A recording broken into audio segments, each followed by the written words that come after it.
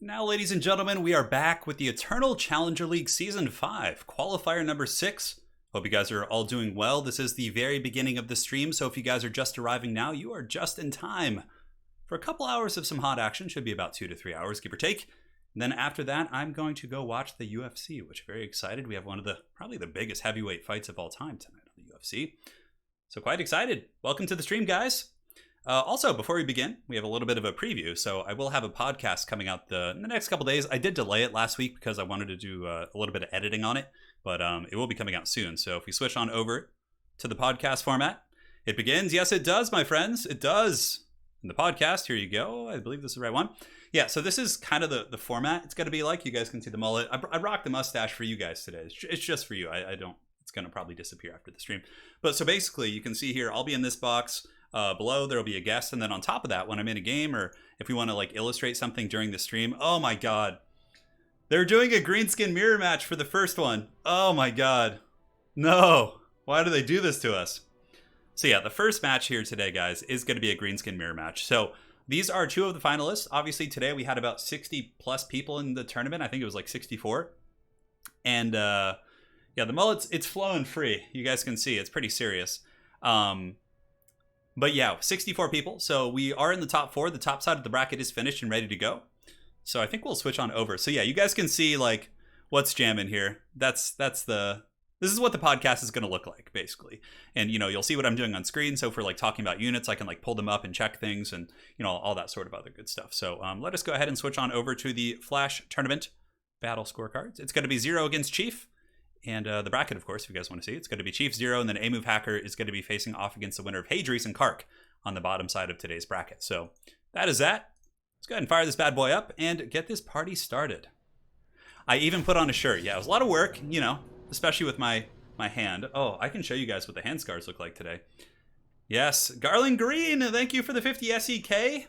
Coming in hard there to get this stream started. I'm actually sitting right now, so I'm trying to see how it feels to sit and cast. I haven't done that in quite some time.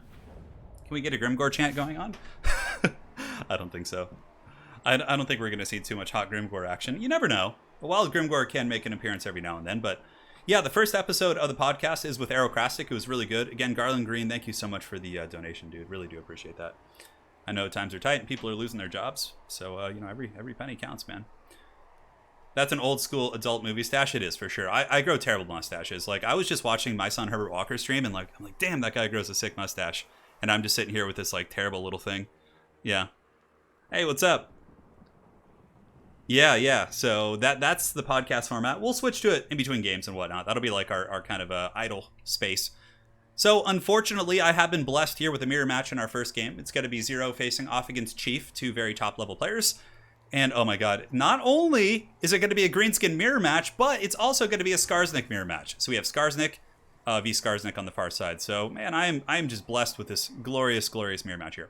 So we got Skarsnik, we got a Goblin Big Boss, River Troll Hag. Front line's going to be Savage Orc Biggins, Goblins. A little bit of skirmishing from both players, but really 0. And this is the one thing that we can use to differentiate him, is that he is going very heavy with the Stone Trolls, like balls deep Stone Troll play. And it's really strong, right? Savage Orc Biggins, really good dual utility against Trolls and Infantry. And if they go with Black Orcs or any armor, you have Stone Trolls to fight them. So, yeah. Ecthelion here in chat, cheering on the guy who eliminated him. Very cool. Zach Waite, hey Turin, been a long time since I caught a stream, but I finally finished university work. Congratulations. Congrats on 100K. Yeah, guys, I got my sweet check mark now. It's awesome. When I type in chat, I got a check mark. So, for the Forces of Chief, definitely a more mixed forces army. Granted, they do have the same lords. They have Skarsnik, Hag, and Big Boss combo, so clearly it's a very powerful combo. But aside from that, he's got Orc Boys, he's got Orc Boys. So yeah, a much lower quality front line at the expense of some archers, an artillery piece, and he does have triple Stone Troll. So both players, the builds are very similar. The differentiating factor really is the Savage Orc Biggins versus a much wider army here for Chief, who does, of course, have a kind of a maximized force in terms of width. So yeah, lovely. I get one of these dreaded mirror matches right out of the gates. Certainly very appreciative of this. Hey, Dob, what's going on, man? Skarsnik, trust no one, not even yourself. It's very true. And again, Zach Waite, thank you so much for the generous donation, bud. And yeah, we move on here into the battle. Chief versus 0 in the semifinals of today's qualifier. This is qualifier number 6. So after this, we're going to have 2 more qualifiers. And then we'll have our big Papa finals. A little bit of lag here as we load in. Not too bad. Oh, they're saying something to me. Are you streaming? Yes. Yes, I am streaming Zero. The party is indeed live, and people are hanging out and they're watching. Somebody in chat saying $20 on Skarsnik. I think that's a very safe bet. I'm sure the over/under on that is probably pretty conservative there. Turin, you're a true warrior of Akum. What is that? I have no idea what that is, but sounds good, man. Bunsky, thank you. Did you mean to like type corn? I think that's what you meant. So, yeah, the Greenskins march on the Greenskins. I mean, and it's not unlike Greenskins to fight amongst each other. It's kind of like their Waz will often go to war, and then, when things calm down, there's nobody left to fight. There's no Yumis left, or, elves, or anything for them to crump. They will turn on each other. It's a very classic thing. So, in terms of lore, this is a somewhat accurate situation. Yeah, we'll find out which Skarsnik is the imposter here. Will it be the forces of Zero? And again, just to help you guys differentiate, for the forces of Zero, he's got Stone Trolls and Savage Orc Biggins, whereas the forces of Chief are mostly going to be lower tier infantry with Stone Troll support, but also with some Archer and mobile support with the Forest Goblin Spider Riders. So that is that. That is that indeed. But yes, here comes the rush. The forces of Zero are definitely a little bit more simplistic in terms of playstyle. Like, he just blitzes in. He doesn't really have too much cav to utilize. A little bit of skirmishing on the outside, some Forest Goblin Spider Riders, but really, it's just going to be trying to bunker bust his front line. And, he should be pretty effective at doing it. Savage Orc Biggins, of course, will really cut apart goblins. I currently do have the blood effect turned off simply because it did cause, it taxes the computer a little bit, and I haven't had time to change out my my cooling system. So I ordered a new one and it just arrived. So just trying to make it easier on my PC for today.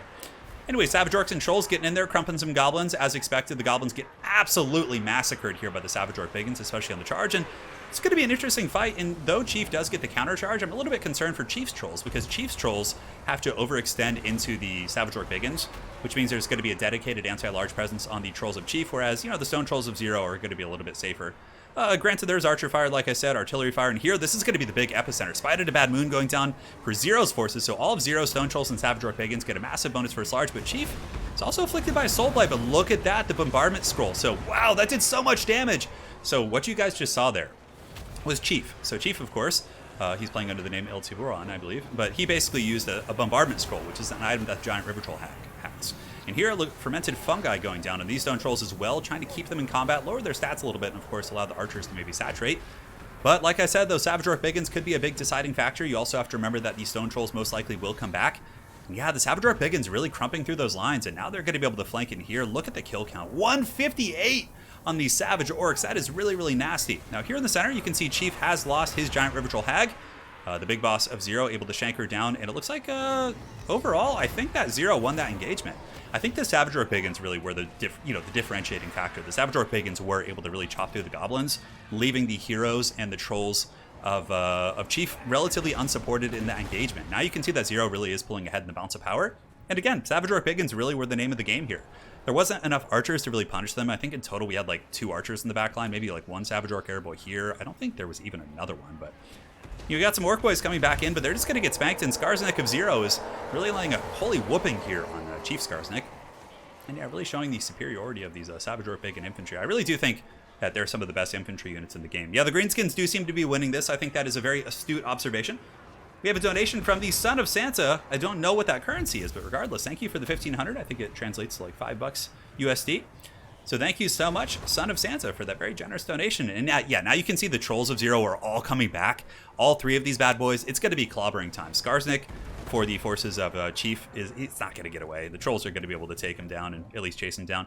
I mean, Chief does have a bit of a defensive pocket. He's got his Hammer of Gork here. He's got the Giant River Troll Hag.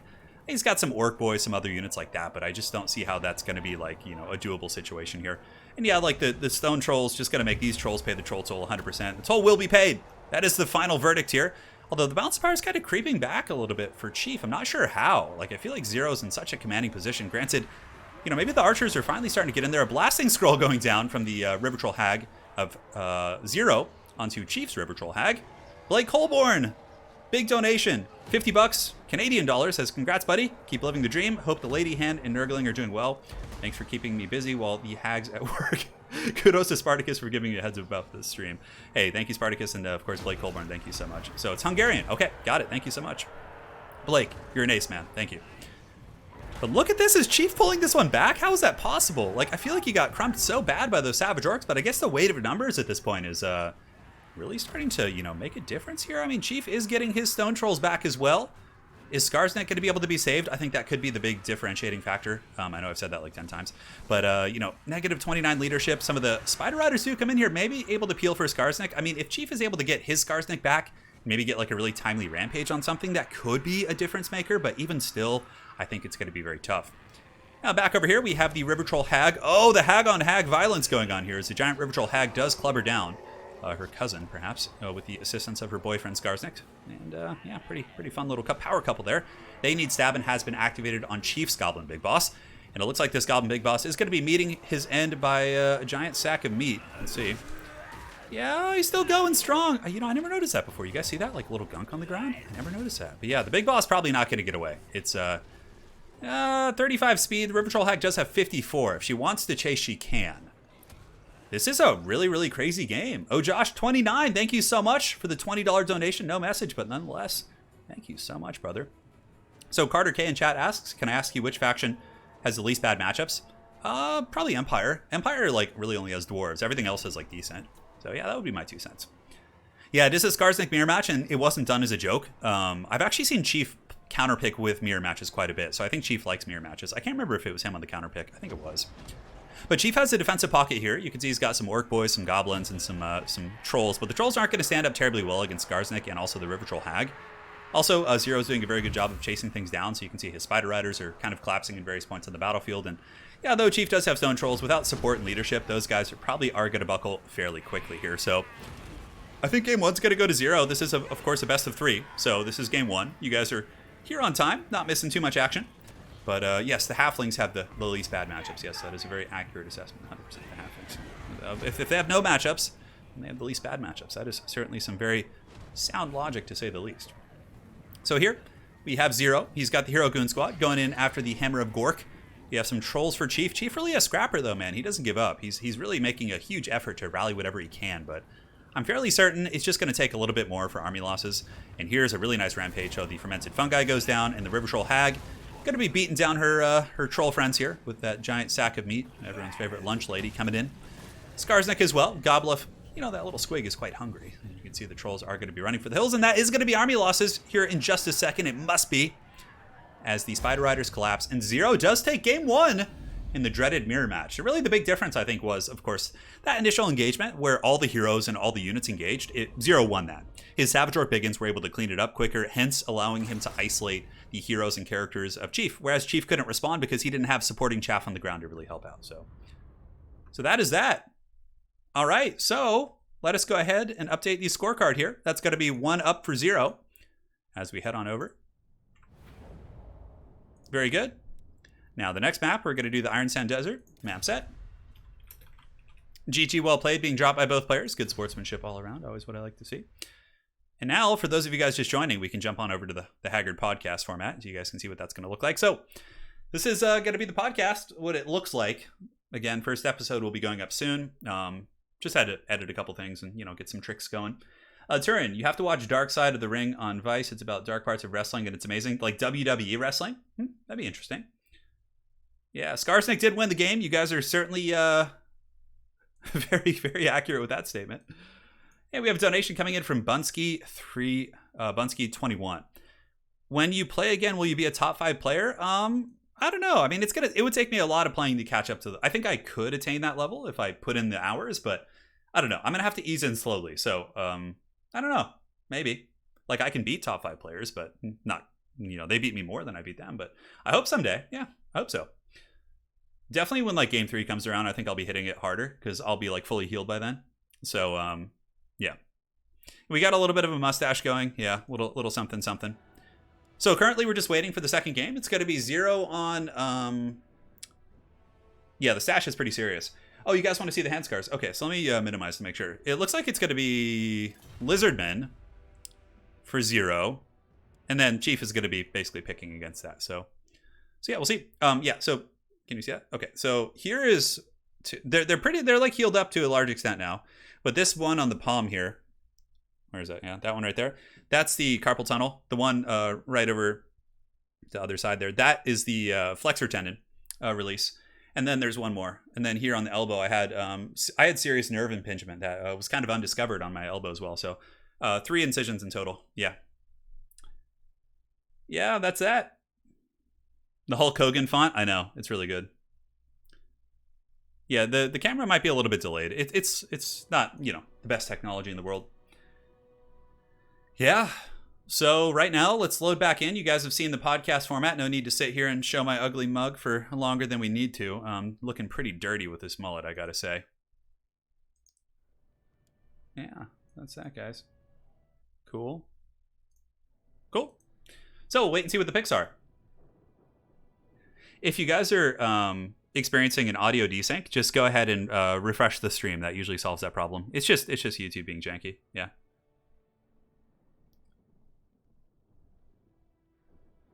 I know. It's good though. Yeah, I'm taking it easy. I haven't even played a single game of Total War since my surgery. Like, I'm just casting games. So in casting, I just kind of move the mouse a little bit here and there. It's not too bad. So my other arm actually has similar problems, but not as bad. So at some point, I'm going to have to get the carpal tunnel plus the ulnar tunnel. I'll have to get 2 surgeries on my left eventually because it's just getting worse. So yeah. No bionics. I kind of got screwed. Yeah. We're not that advanced in technology yet. So it's going to be Tomb Kings versus Lizards. Chief with a good pick. I do think that this is a matchup that is favored by the Tomb Kings a little bit. So we'll see. Proof is Turin is proof of the second coming. Oh, Joey B, that's funny, dude. Thank you for the $4.99. Yeah, the hair is really long. Yeah, how did you know I was sitting on a bounce ball? You guys can't see that, right? I am. I'm sitting on like a yoga ball. It's kind of comfy, actually. Like, I have to like bounce myself and stabilize myself with my core, but yeah. Who would win in a fight? Wimp Low or Helm and Gorst? Probably Gorst. I mean, Gorst can still cast Gaze of Nagash, and that would just like one-shot Wimp Low. And plus, you trained him wrong as a joke, Master Betty, so. We trained him wrong as a joke. Well, you didn't train him. Technically, you're like the villain of the movie, but, you know, his master trained him wrong as a joke, so. Carpal tunnel is usually a repetition injury. Typing for long, yeah. I mean, my whole life, I really abused my hands pretty bad. Like, lots of sports, lots of gaming, lots of weightlifting when I was younger. I used to be fit, believe it or not. It's just a lifelong of beating up my hand. But honestly, since the hand surgery, like, it hurts, it's stiff, my range of motion sucks, but many of the issues feel better. Like, I don't feel like the same nerve compression and weakness in that hand from, like, I mean, it's weak from having had surgery, but it's not weak for the same reason. So it's a good thing. Yeah. I was wondering why I kept bouncing. That's really funny. I didn't even think about that. One sec, guys. Oh, God, I'm falling. I'm going to go get some water. I'm really thirsty. I'm sweating like a dog in here. Anakin, I'm too weak.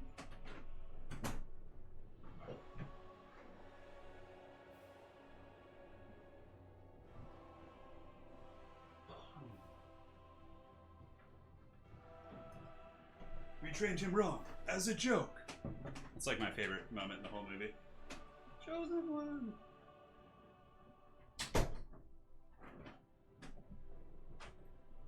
All right. That's from Kung Pao, dude. Kung Pao is a great movie. Yeah, it was like when I was like a 10-year-old, my friend Mac and I used to like binge watch that movie on repeat for hours, just laughing at the same like just crude childish humor. Sorry guys, I'm just like adjusting this fucking ball. All right. Yeah, I wish I didn't do bench press. I used to be pretty serious on bench press. And that like really messes up your wrists and like your joints and different things like that. So I know that's kind of a fun expression, right, Doctor? Because dogs don't like sweat like we do. So it just like doesn't even make sense. But I suppose that's why the saying's kind of fun. Bunsky, you talked about sitting on your last stream, I know. Well, I'm trying it today. We're doing it. We're hanging out. One of the best worst comedies of all time, dude. I agree. Yeah. Yeah. Hey, I am a cabbage. Welcome, dude. I'm glad you're able to catch it live. Turn us live cast some Steven Seagal martial arts showing, dude. I would laugh so hard. You know, I think certain podcast episodes I will like do ones where it's just like looking at memes and like stupid videos and stuff like that. Yeah, like I think we'll do that. That's all. Yeah. Oh my god, the Wii-O bit. Wii-O. Oh, dude, it's such a joke. All right, so we're loading in. It's going to be 0 against Chief in this second match. Thankfully, it's not a mirror match. Thank goodness. I don't want any of that shit. Don't give me that stupid mirror match. Kung Pao was so good. Do you coordinate with Legend of Total War for when you guys stream? No, we don't. I think it's just random, honestly. Because he usually starts like very early in the morning. I see Legend, like when I wake up, I'll see him like going at like, 8, 9 a.m. my time. And I think he just goes, you know, and we tend to just kind of overlap in that way. But, you know, what we stream is very different. He usually does campaign on multiplayer, so it's a different audience to an extent. But, dude, I recorded a Magic video for you guys. It's a Rakdos control deck, like actually trying to make it good. And, you know, it had a decent win-loss ratio. So that'll be going up soon on the channel. Yeah. Oh, man. It's true, Eli, I wouldn't. No Dawi yet today. I mean, we've only had one game before this, guys. So all of you grumbling dwarves out there, hold back your rage. It is far too early for such anger. And now, my friends, we're in game 2. It's going to be 0 against Chief. Currently, 0 is up, so if 0 is able to win this, he will be going to the grand finals. And for the force of 0, let's take a look. Temple Guard, Saurus into the Sunset. Yeah, it's a pretty solid front line. He's got a couple of red crested skinks in there for some poison. Nice little utility piece. Saurus Scarvet, double Feral Stegodon, interestingly enough. And he does also have a Slann Mage Priest of Life. Pretty cool build. I definitely dig it.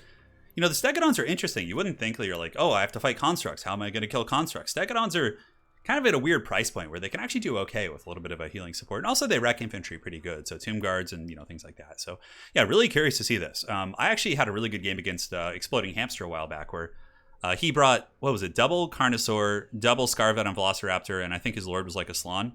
Yeah, it was pretty strong. Bunsky says, do a fan remake of Kung Pao Entered the Fist. Dude, I would totally do that. Especially when I'm out of shape right now. Just my pot belly flying around. Ecthelion, why do banner rules say you can only take 1 Helm and Gorst? I know. You can actually take 2, can't you?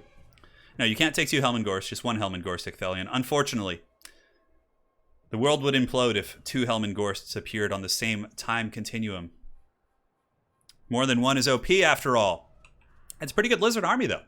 And now for the forces here of the Tomb Kings, Chief going with a fairly wide formation. Chief tends to play very wide builds from what I see. He doesn't really play elite armies too often. He's got Cetra the Imperishable, of course, very, very solid. It's going to be Skeleton Warriors, a bunch of Nehekara Horsemen just to ride down infantry and, you know, give him some battlefield presence. 1 Ushapti Great Bow. I'm surprised we're not seeing more. They're usually the go-to in this matchup. Skeleton Archers, 2 groups of Skeleton Chariots, a bunch of Spears in the back, and that is it. So as far as his like big armor piercing goes, he really only has Chosen to the Gods and Cetra. Aside from that, I think he may struggle to deal with the big dinos. Yeah, neither of these Skeleton Archers are the Blessed Legion of Demonetization. So, again, Ecthelion, thank you so much for the donation, and hopefully you had fun playing in today's tournament. The Viking Total War says he saw a Helm and Gorst mirror match once. Yeah, I've witnessed such an atrocity before as well. There's a bit of a theme when, you know, some people play in my streams. You know, if there's not like a competitive, you know, if it's more casual, like they tend to like troll me with mirror matches, and I have seen Helm and Gorst. Nothing is as miserable, I think, as like a Vampire Count mirror match. Oh, God, it's horrible. Yeah, it's horrible, dude. Caught it because he drinks a lot of milk. Yeah, so the battle's underway. Obviously, the Lizards are kind of the ones who do have the initiative to have to push, because here we do have the Chosen to the Gods back here, and they'll be really good. I mean, they're pretty good at clearing out infantry. Definitely just sitting Chosen to the Gods on top of the Temple Guard wouldn't be a bad idea, per se. Then maybe use Cetra just to like kind of bully down the Stegodons. I'm really curious about the Stegodons, actually. And we do have the great Falcon here in chat. So Falcon, as a Lizardman main, would you perhaps explain the Stegodon pick here in this matchup, as opposed to going to dedicated anti-large monsters like a Carnosaur, which obviously is a little bit more expensive, but I'm really curious about that, because I don't play much Lizardman. I understand the principle of just kind of the threat overload for a very cost-effective standpoint, but yeah, it's interesting stuff. So we do have tournaments for newer players.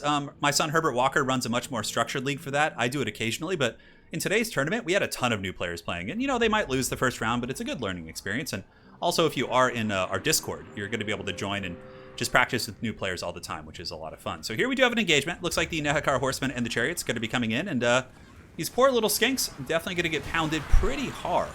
There's no mass over here, no Cold One Riders.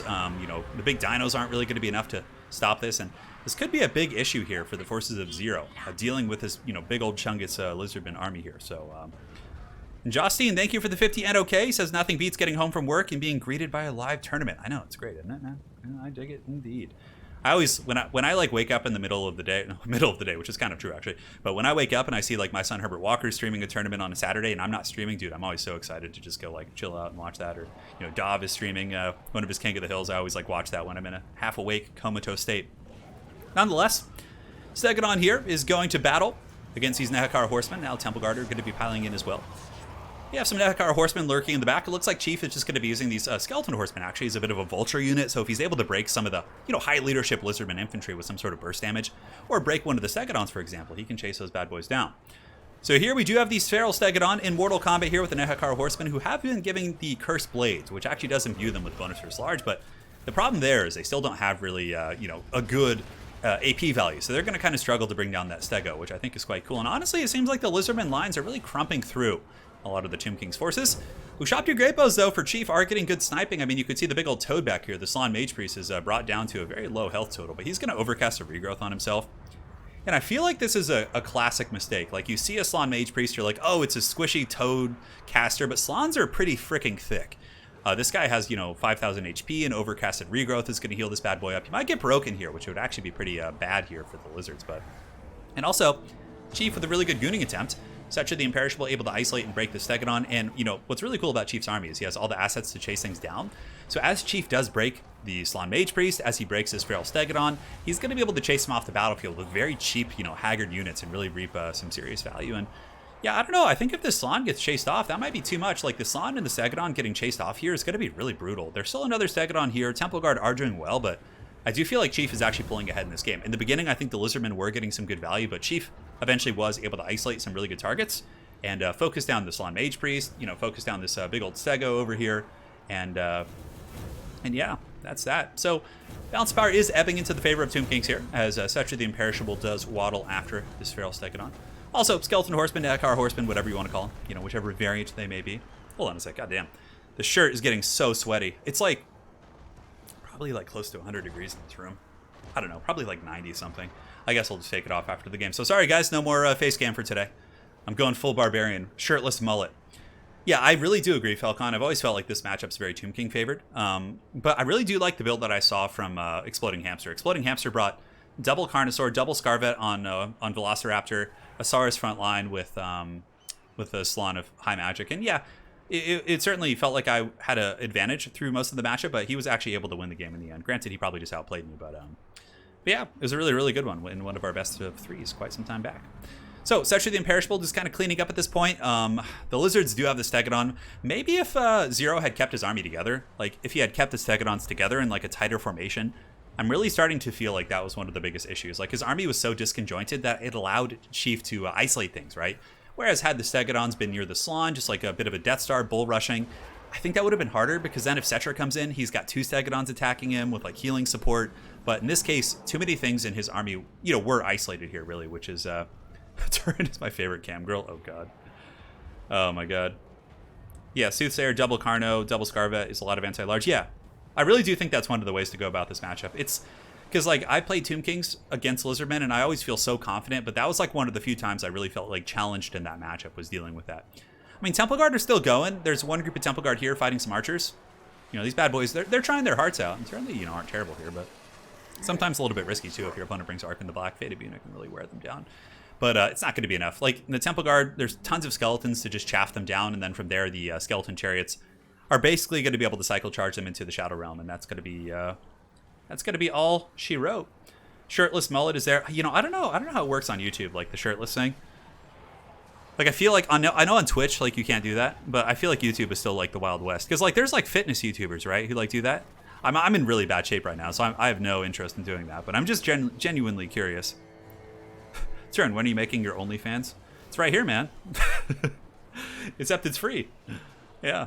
And that's going to be game. There's no way Zero can come back at this point, but that's good. We got a rubber match. We got game 3, baby. Game 3 is always quite a bit of fun. Yeah, I think if the Lizards wanted a chance there, they probably wanted to keep their forces together. Like, being so split up like that, it was just so hard for him to defend all of his assets. So, all right. There you have it. Chief ties up the series 1-1. We move on over. And now let's go ahead and set up the last game. Glacial Lake. We shall be on the Estalian Tomb. Map set. Falcon says double Feral Stegodon is out of desperation, nothing more. Oh, man. So we have J. Wayne Malalai. I probably mangled your name. It says, hello from the Philippines. I love Total War Warhammer 2 so much. My kind of RTS game. Hey, that's great, man. I think you're a great commentator. What's really interesting is one of the first jobs I had out of college. It's a really, really odd experience, not odd experience, but unusual. one of my first jobs out of college. So I had a business and marketing degree, and I also had a background in writing. So I worked at a newspaper. One of my first jobs was working at a Filipino newspaper here in Los Angeles. So I worked at a Filipino newspaper publication, and I was a staff writer. So I used to like write articles about the Philippines and politics going on in Filipino American culture. So yeah, and oh man, dude, they used to stuff me full of like lumpia and pancit and lechon. Oh my, dude, I was such a big chungus. I got so fat working there because every single Wednesday and Friday, some of the Filipino women who worked at the office would bring in these homemade feasts of Filipino food. And dude, I got so thick. That was the thickest I've ever been. Yeah. Because my like healthy weight is like 170 pounds, but I was like closing in on 200 there. Yeah. Right now I'm probably like 180, so 185 maybe. Yay, it's a fish. Thank you so much for becoming a member. You have an adorable dog as your picture. And we have a donation from Manuel Lopez. Hey, Turin, thanks for being the Bob Ross of the community. Get well fast. It's amazing to catch a stream after work. Hey, man, I got you covered. Dude. Dude, I love Filipino food. Oh, my God. I was such a big chungus, as that meme goes. I was like that rabbit, yeah, in the meme. It was lumpia Shanghai. So it's like the fried ones. Oh, dude, I was thick. I was real thick. Hold on. Yeah, those are some good times though, man. I loved it. I have to admit, it's really hard to take off a shirt when it's like super sweaty with like one fucking hand. Oh my God, come on. Because my other hand can't really grip yet. It's still healing. Like pulling my hair out as I do it. Jesus. All right, I'm coming back. I've pretty much tried like every Filipino dish. I don't remember all their names, but Aaron Massa says, my dad immigrated from the Philippines back in 77. Cool. It takes a lot for me to put on weight, but, you know, I can get there. Yeah. Pictures from that time? The only pictures I have from that time, like, was when I started working there and I was in shape. Because obviously, you know, you're not actively, like, looking to photograph your downfall. Could you tell Jacob in Dallas Zach says hi? Hello, Jacob from Dallas. Your friend Zachary says hello. Says hi. Do you mean like hi as in hello? But yeah, hopefully that satisfies. But Jacob, hope you're doing well in Dallas, man. I'm sure it's really hot there. How tall am I? I'm 5'10". Yeah, 5'10".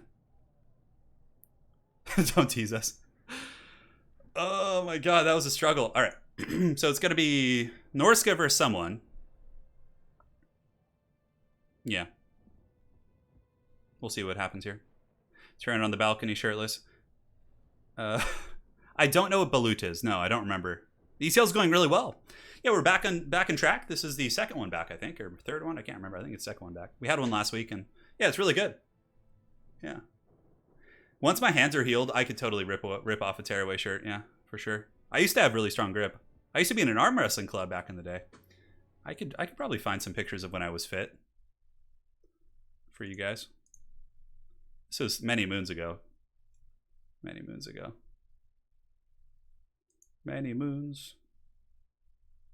I don't know. What photos do I have? Yeah, I'll save it for another time. Save it for another time, my friends. The Hulkamaniacs. Dude, Hulk Hogan, man. It's a pretty classic move right there. Holy shit, this weather sucks. God damn. What is 5'10" in metrics? I'm not sure. It's not, you know, I'm not like super tall. I'm pretty average, I'd say.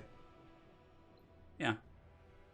I'm not going to be one of those guys who's like, I've met so many people who will be like, yeah, bro, I'm like 6'1", and I'm like standing next to them and we're the same height.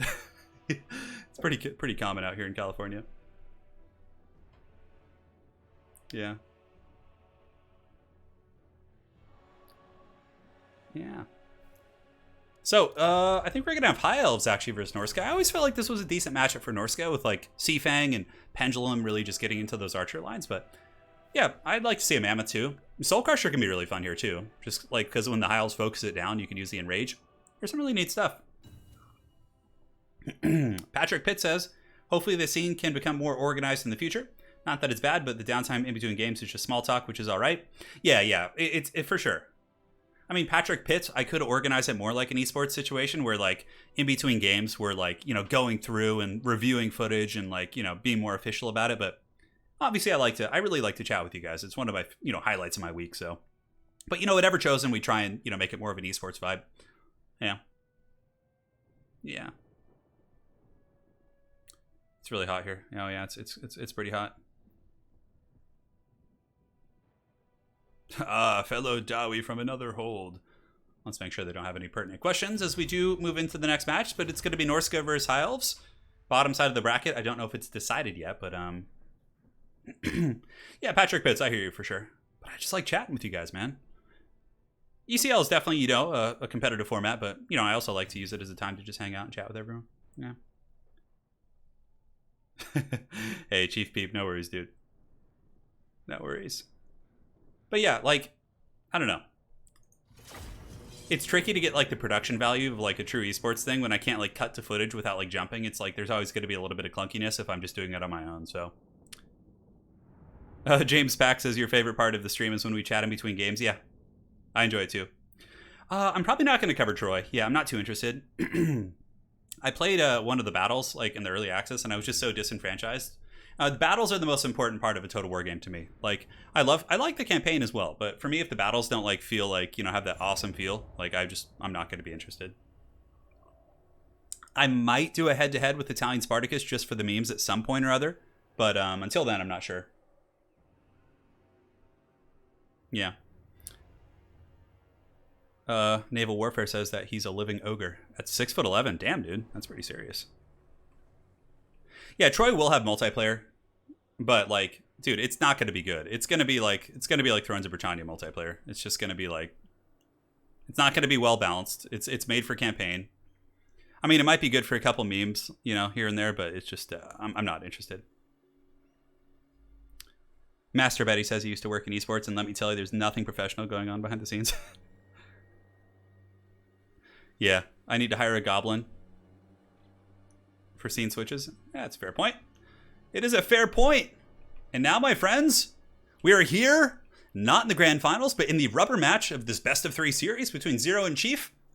And for the forces here of Zero, it's going to be a classic Norscan frontline. Marauders, with a couple Marauder champions with great weapons. Interesting. Now, I think the Marauder champions with great weapons, like, normally you'd be like, why do you need great weapons against High Elves? Like, normally they're just going to have Spearmen and Rangers, maybe some elite troops, but the Mammoths can take care of the elite troops. Well, this is because of the Silverin Guard. So basically, the Marauders with great weapons and the Marauder champions with great weapons can really cut through Silverin Guard very quickly, and it's a very, very good value trade. So we do have the War Mammoth War Shrine. We do also have Wulfric the Wanderer as well. So it is going to be the dreaded double Mammoth.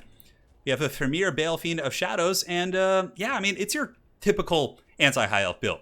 What you do, you use Seafang to kill Spearmen and Archers. You use the Pendulum to do the same thing, and you just kind of threat overload them with the big old thick mammoths here. So yeah, that is it. Zypho says Troy multiplayer would still be more interesting than Vampire Coast. I know. I might do a Troy head-to-head campaign when the time comes. I'm going to talk to Spartacus about it. Bunsky? I'll take that into consideration.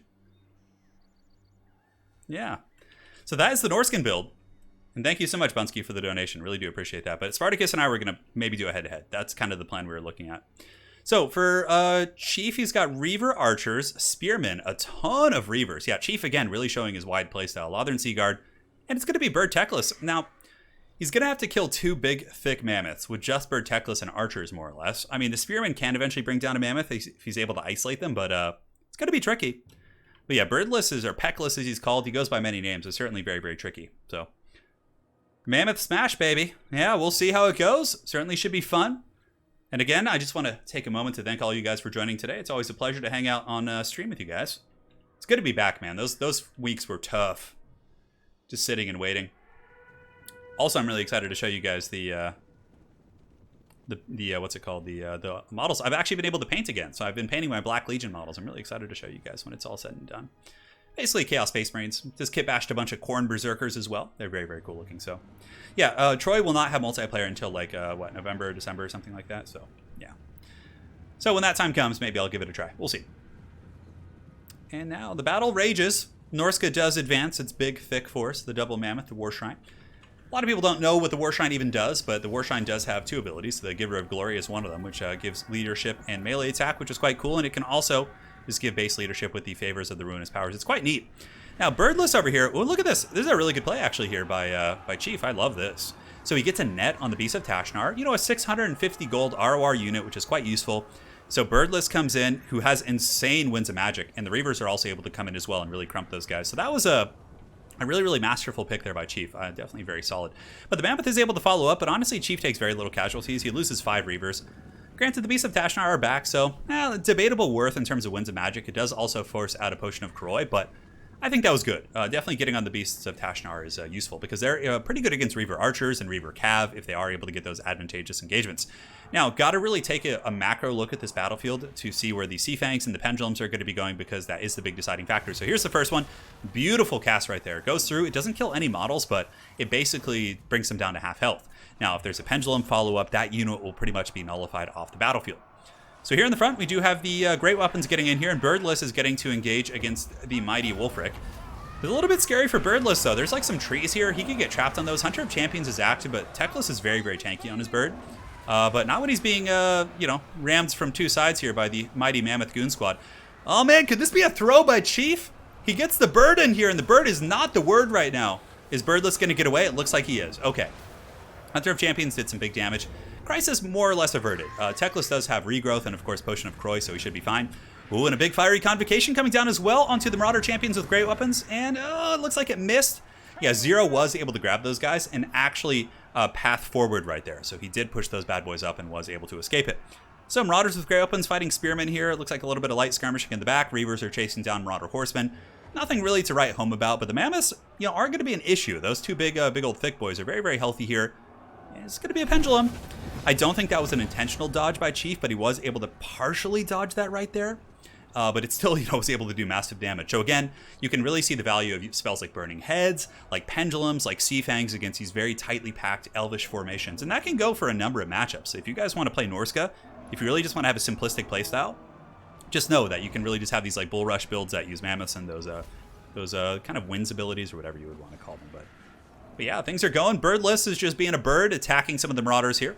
Slow and steady, but man, those Mammoths are going to be really tough to bring down, especially if the Archers are compromised.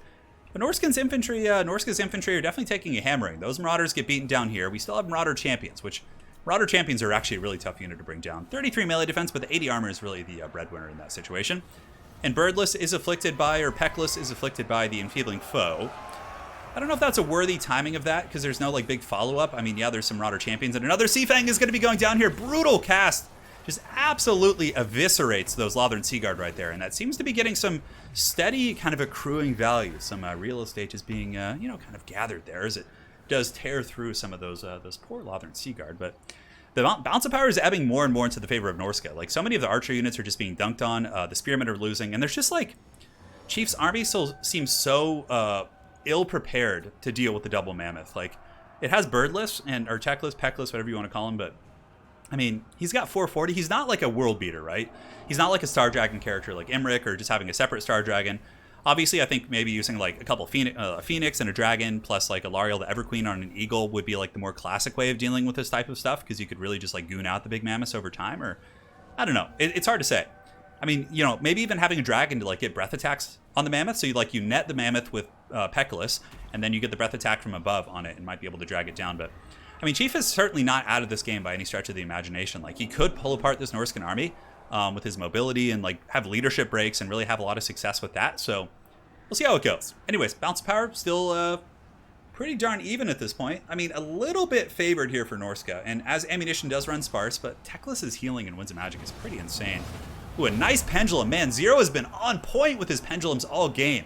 Those Spearmen just get wrecked by that magic, and then they immediately get terrified. What do we have here? Baseline Marauders and things like that. So, yeah, looks like we do. So Mammoth's just tearing these bad boys to shreds. You can see here the Illyrian Reavers are now running for the hills. Peckless flies and takes to the sky looking for his next prey. And, yeah, I don't know. This is going to be a scrap, guys. A lot of these units over here, including the Lothern Seaguard, are not long for this world. But what does the High Elf Force have? I mean, arguably, you could surround with the Reavers while cycle charging with Teclis. But it's going to be even harder to break this army because the War Shrine is actually giving that leadership buff, which is funny. It doesn't come into play too often, but in this case, like, that Norscan blob that's just running around and hunting things is going to be very, very tricky for sure. Yeah. You know, Zyphos, I actually don't think it would be that hard to get a Total War Warhammer 40k game. Like, you already have so many elements which are so similar. Rattling guns are basically just Space Marine Devastators. Forsaken are Khorne Berserkers, right? Like, you just like make the squad size a little bit smaller and just like, you know, I really think it'd be a really easy transition. But that's just my 2 cents, obviously. So the Norscan hordes continue to charge forward. A little bit of skirmishing going on here. You can see in the back, there's actually a fair amount of, you know, Chief's forces which are kind of cackling around the map and chasing off every last ounce of Norscan presence here on this battlefield. So when those guys get back, you know, maybe there's going to be enough to brute force this. But yeah, the thing is, there's also a fat Bale Fiend. The Bale Fiend's going to be tricky to deal with as well. The Spearmen, you know, can fight in the tree line if they want, and Teclis is going to be attacking here. He's going to be jumping onto the, yeah, big misplay there, using that Hunter of Champions again. I don't know why he keeps doing that. Like, I understand the reaction, just wanted to do it quickly, but, when another Seafang going down as well. Oh man, does it hit? It hits home. Brutal Seafang. God damn, those things are just wrecking shop. So much value. And I guess the Hunter of Champions paid off because he was actually able to capture Birdless here. What does he have? Marauder Champions with great weapons with the fighter die buff going on as well. And yeah, this is quite a scrap, my friends. Wulfric holding his own against Teclis. Obviously, Teclis is, you wouldn't think he's a good duelist, but he is on the bird. He's got the Potion of Croy, which is a, you know, pretty much a free ability that gives him massive ward save. He has really good healing. He's surprisingly tough to kill, and he also has Enfeebling Foe. So in duelist situations, Teclis can actually really mitigate the offensive stats of his opponent. But balance of power is getting more and more Norscan favored. I think Chief is slowly running out of answers. He is chasing down some of the Marauders here. I think there's only 12 of those bad boys, and he's shooting with some of his missiles where he can, but that's so much meat to bring down. That is so much meat. So many guys to bring down.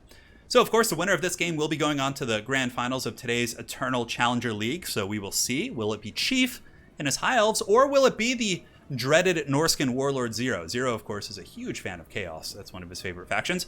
And I do see the donations coming in, so I'll make sure to get to those after the game is over. I really do appreciate it, guys. Yeah, a couple spears running. Chief using the last of his ammunition to shoot here. And, yeah, now basically it's just whack-a-mole right now, right? Like, the High Elves have enough ammo. They have Lather and Seaguard here, so they can continue to kite and cycle charge while those guys are shooting, or while something is kind of shooting like that. So it's just going to be a lot of Benny Hill. Oh my god, a Fiery Convocation. Where is that going? Okay, I definitely would have saved that for the late game. You know, trying to wait for the final blob fight. But, you know, sometimes you just have to send a message. You know, really let your opponent know you mean business. And Birdless could go in, I guess. It's super risky. Like, with the Mammoths nearby, like, if he gets trapped in this tree line or beaten down in any way, shape, or form, that's going to be rough. All right, so he's chasing off the spears. An interesting choice. If I were Zero in this case, I would probably really make my biggest conscious effort to chase down the Lothern Seaguard, to chase down these archer units, because that basically gives Chief the attacking rule, which means he's obligating the attacking requirements. But if you chase down the Lothern Seaguard, he's going to have to engage you with other units, basically. So here, what do we have? We have Reavers. We have various units here. Looks like we do have the dreaded Reaver archers coming in. And yeah, basically it's just kind of whack-a-mole now, like I said. The Norscan army should just move slowly. There's no point to move quickly. So I'll go ahead and let Chief know. Just remember, when Archer runs empty, must attack. All good for now. I'm just letting him know, just to be clear. But yeah, it's basically, you know, the archers are going to shoot. There's going to be a final cataclysmic fight here in the forest. And he just has to attack with one unit at a time. So, I mean, what Chief could do, for example, is when the archers run out of ammo, he could send in one Reaver unit, attack with Teclis. When they break, he sends in a Spear unit. He could, like, trickle in, which is certainly better, because blobbing against the Mammoths is going to be super punishing for sure. So, yeah. The Mammoths are mysterious. No double guns on tracks. It is as older. Okay. Oh, you're talking about the Mammoth models from Tabletop. Wait for the Halves to win this game before you say they're bad. Yeah, I don't think Halves are going to win this one. I would be very surprised. The War Shrine is just going to be too much. And this is where the Hyles make their last stand. Chief is doing a good job here getting his final surround. You can see he's getting the Reavers and these various units ready. I would be really freaking surprised. He does go for a bit of a goon on Wulfric, which is a good choice. It's the lower of the Mammoths. But now Birdless is getting sandwiched by the Mammoths once again. The Marauders are here supporting. Fight or die, of course, keeping those bad boys fighting. And the Hunter of Champions is active once again. Potion of Croy, though, is used in response. And Birdless is doing it, maybe. Is he going to get him? Oh, this is going to be a brutal pendulum here. Oh, nasty, nasty. Cutting through that swath of Reavers, as well as those Spearmen here on the backside. I don't think the War Shrine can be killed. It's too thick. Wulfric is even confident because of the War Shrine. Like, their leadership is just so good here. This is really, like, all in here for the High Elves. They have to do this. They have to do this. They have to fight this fight. And, you know, Chief is doing a really good job repositioning. Like, he gets Birdless up and around, and he attacks Wulfric at an angle where the Warshine Mammoth simply cannot help. I mean, maybe? Is there a glimmer of hope? The High Elf, like, ground forces are being eviscerated. Mammoths have such nasty splash damage, so I don't know if I see that happening here. Oh, my God. And Wulfric the Wanderer is at 1,000 HP. He could have done the trickle in theory, but I guess the Alpha Strike is probably better, just trying to, like, break the backs of Norska and get that big turn of events. Yeah, man. This is crazy. 792, -5 leadership for a second on Wulfric. It looks like he tanks below. Balance of power is creeping. Yeah, this is really smart by Chief, too. Leaving some spears back here so he can then move them in. That's really, really just good tacticianship. Oh, my God. Birdless is going crazy. The regrowth is active. This bird is pecking out the eyes of the Wanderer. And the Warshine Mammoth is in, like, an awkward position where it can't help him. Oh, my God. Is this going to be a High Elf comeback? That would be insane. That would be absolutely ludicrous. And down goes Wulfric. He tumbles. The Mammoth falls on Teclis. Balance of power is still Norskin favored because the Warshine Mammoth plus also the Fimir Balefiend. Chief is running really, really light on resources. I mean, he's got a couple Spearmen fighting. They're breaking mostly. And Bird Teclis is still going. He does have a couple Reavers over here that he could bring in to help. I mean, if the RNG gods are like hardcore in the favor of Birdless here, maybe. But I just don't see it happening. Yeah, Reavers are going to be coming in. He's got to surround a bit. Yeah, he could pull these Reavers in. Maybe break some of the Marauders nearby as well. Oh my God, Teclis is just a freaking raid boss here. Talk about one of the tankiest characters in the game. Goodness gracious. You have to remember, guys, that Teclis on the Arcane Phoenix like costs like life savings. He is so expensive. He's a really, really valuable character in terms of cost. All right. So Reavers here are doing their thing. Balance of power is just like teasing us. But Teclis is like defeating this Mammoth. Oh my God. I think it's going to happen. Zyphos, you were right. Zyphos in chat was like, just watch the High Elves win this game. And I was like, no freaking way. So the Warshine Mammoth is trying its best. I mean, obviously it's not a monster fighter. Teclis, you know, quite good at that. But he is able to break off some of these units. Now the Balefiend's getting in there. Oh, look, the Giver of Glory has been imbued on the Fimir Balefiend as he fights against Teclis. But Teclis can now pull back because there's spears engaged here. So he could, like, pull back and cycle charge while the spears are fighting. But the spears, of course, are broken. Oh, my God. Teclis never needed an army, says Hadries. I know. Hadries has had some really amazing games on today's stream so far. And now comes a nice surround. The Balefiend with the rear charge. I think this should be enough. I mean, being attacked from two angles and in the back here by the Balefiend, which is being knocked over. Teclis does have decent magic resist too, I think. No, he doesn't actually. He just has that general fire resist. Ooh, the fire resist. Oh, okay. That makes the Giver of Glory less good against him. You know what? I don't know, guys. Oh, but the Mammoth makes contact and the Bounce of Power ebbs. Oh my God, what a game. Oh, this is insane. Yeah, the Balefiend's healthy. There are some Marauder infantry coming back. I mean, all it takes is one Mammoth hit, right? And the Warshrine is really keeping this thing going. A good flank by the Balefiend is able to make contact. Teclis goes to -114. That is going to be game. 0 is going to be advancing to the grand finals. The Dark Gods smile this day. Yeah, that was crazy. Oh my God. What a freaking scrap. Like, Chief is such a scrappy player, you know? They both are, but like, I feel like Chief's army was not well designed to kill that, but he still almost won it, you know? Really well played to him and to Zero as well. Zero will be advancing on to the grand finals. Well played. We got a couple donations from Bunsky. He says, if you donate to head-to-head with Legend, I'll sponsor it if he agrees. Hey, all right. Yeah, something to consider, man. I think that'd be a cool idea, like when like a new Warhammer DLC comes out instead of Troy. Yeah. Bunsky, dude, thank you so much for your donations. That was insane. All right, so let me go to the stream and see who's on the final. So, okay, so it's going to be Hadries versus A-Move Hacker. So Hadries and A-Move, if you guys are here, could you please join? See you in... So same lobby, guys. So let me go ahead and update the bracket. So Zero will be advancing on to face the winner of A-Move, and Hadries was victorious in his series. Well played, guys. So I'll find these guys on my friends list. I think I'm going to switch to the standing desk now. I think it's time to go Robo Desk. But first, let me find these guys on my friends list. I don't know. The sitting is kind of like... I'm not used to it. Been like standing for so long. It's been a long time. Can Teclis even ride a Phoenix in lore? Hey, Italian Spartacus, thank you for the 4 buckaroos. Thank you so much, dude. With your disturbing, weird, freaking sticker emoji. And Grey Wolf version 2, thank you for the 50. Sick tourney today. Looking forward to the next one. Hey, Grey Wolf, man. I hope you had a good time playing in the tournament, man. Yeah. Thank you so much for the $50, dude. And Spartacus, you guys are aces, man. Sick tourney today. Yeah, there's going to be a lot more to come, too. Like, when I'm fully healed, dude, there's going to be balls deep streams like 5 days a week I plan on streaming, so. And Captain Jean-Luc Picard of the Enterprise, that's what she donated, $6.90. Oh, nice, dude. RSD. These are the voyages of the Starship Enterprise. Oh, dude, I love Star Trek. I'm on season, I'm about to be at season 3 of the Star Trek, so. Of the Picard series, yeah. Like the old Picard series, not the new one. All right, so Amove Hacker, I don't know what his current name is on here. Let me go ahead and message him. Dude, thank you guys so much for the generous donations there. People just with all these different names and treachery. Okay, so Hadri's is going to be on the left-hand side. So let's go ahead and update the Hadri's and Amove. Should be a good series here. Very excited for this one. Let's go ahead and switch on back. I almost went to the webcam, so you guys would have just seen my sweating shirtless form. All right, perfect. Hey, the names actually fit pretty good that time. Perfect. So Amove Hacker will be joining us in a moment. You guys ready for some cyborg technology?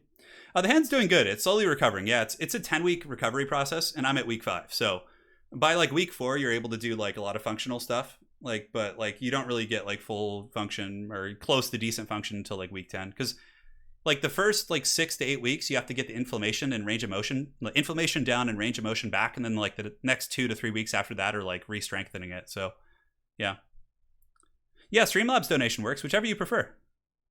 Again, dude, I really appreciate that. Who let the barbarians out? No dwarves today. I mean, I think Zero plays dwarves from time to time. No, Amove Hacker is a dwarf player. You could very well see him. All right, so they're going to go on Eshin. Hadri says hello, mysterious traveler. All right, guys. Have you guys watched the original Star Trek series? I've seen probably like 10 episodes. Yeah. But the ones I've watched Enterprise, which is the one with Scott Bakula. It's like the first voyage of the Enterprise, and then I've watched... I'm watching the Next Generation right now, which is the Picard one. It's the benchmark, right? Okay. It's going to make some noise here. Sorry about the noise, guys. It's raising my cyborg desk up. Hey, Spartacus, thanks for the donation again, man. Do appreciate that. Hope your Troy stream went well. Were you streaming Troy, or was it Bannerlord? I think it was Bannerlord, actually. I was watching a little bit. All right, hold on. 43.7 is my... All right, I'm standing again. Oh, feels better. Yeah, it's weird. I don't like sitting as much as I used to. Yeah, Hadri's has been getting to the finals, like, or close to the finals almost every single week of the Eternal Challenger League. Yeah, TNG is so good. Yeah, I'll probably watch Deep Space Nine next. I'm excited for that one. Yeah. It's on Netflix, too. So... we're going to have Lizardman versus Coast. The Battle of the Lizard Trinkets. Yeah. Resistance is futile. Dude, the Borg are really scary. It's Bannerlord Troy tomorrow. Got it. Anakin, I'm so sweaty. Oh. Bunsky, I fall asleep to your streams. I'm so happy you're back, dude. I hear you on that, man. I'm glad you do. My future... I fall asleep to a couple streams. Like, whenever I watch Winter's SEO, dude, I'm out in like 5 minutes. Winter's, his tabletop... like pretty much any 40k bat rep channel that like has a smooth voice, dude, I'm just out like it's like just done, dude. It's like a sedative. Yeah. Like I can't get past like the first turn. Like I have to like literally fight. It's so funny. So Deep Space Nine actually has a storyline. Yeah, because a lot of the Star Treks are kind of like episodic where it's like there are some like long-term plot lines, but more or less it's like each episode is a different thing. You like Voyager? Dude, there's so many Star Trek shows. That's what's like really exciting about just getting into it. Like as an adult, like I'm like, dude, there's so much to watch. Like I have so many shows, you know?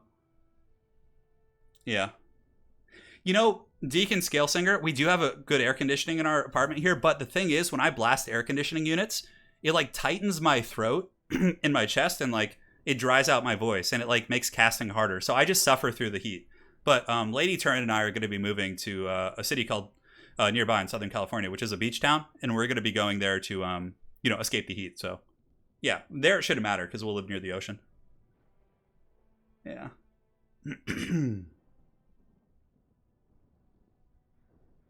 I got it, Shangar. That's cool.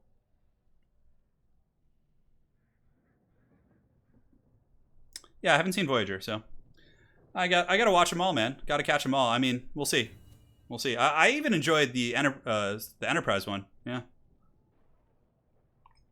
You know, Spartacus, I don't enjoy it that much. Like, it's just like out of necessity, you know? Yeah.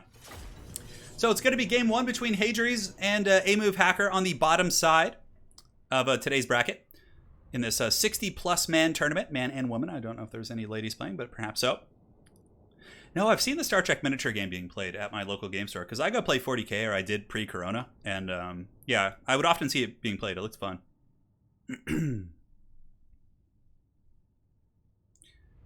Yeah, the Romulans definitely seem like trolls. I've encountered them a little bit in the Next Generation. Like in season 2, like they go to the neutral zone quite a bit, and you like see the Romulans.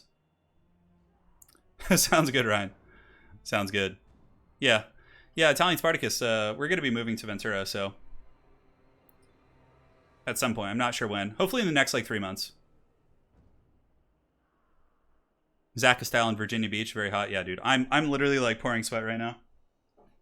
And like we're not even in the finals, dude. I'm gonna lose probably like 4 pounds from this cast here. Yeah, Carter K. That's a good point too. We've thought about that. It's just a bigger move to leave California at this point. We will someday maybe.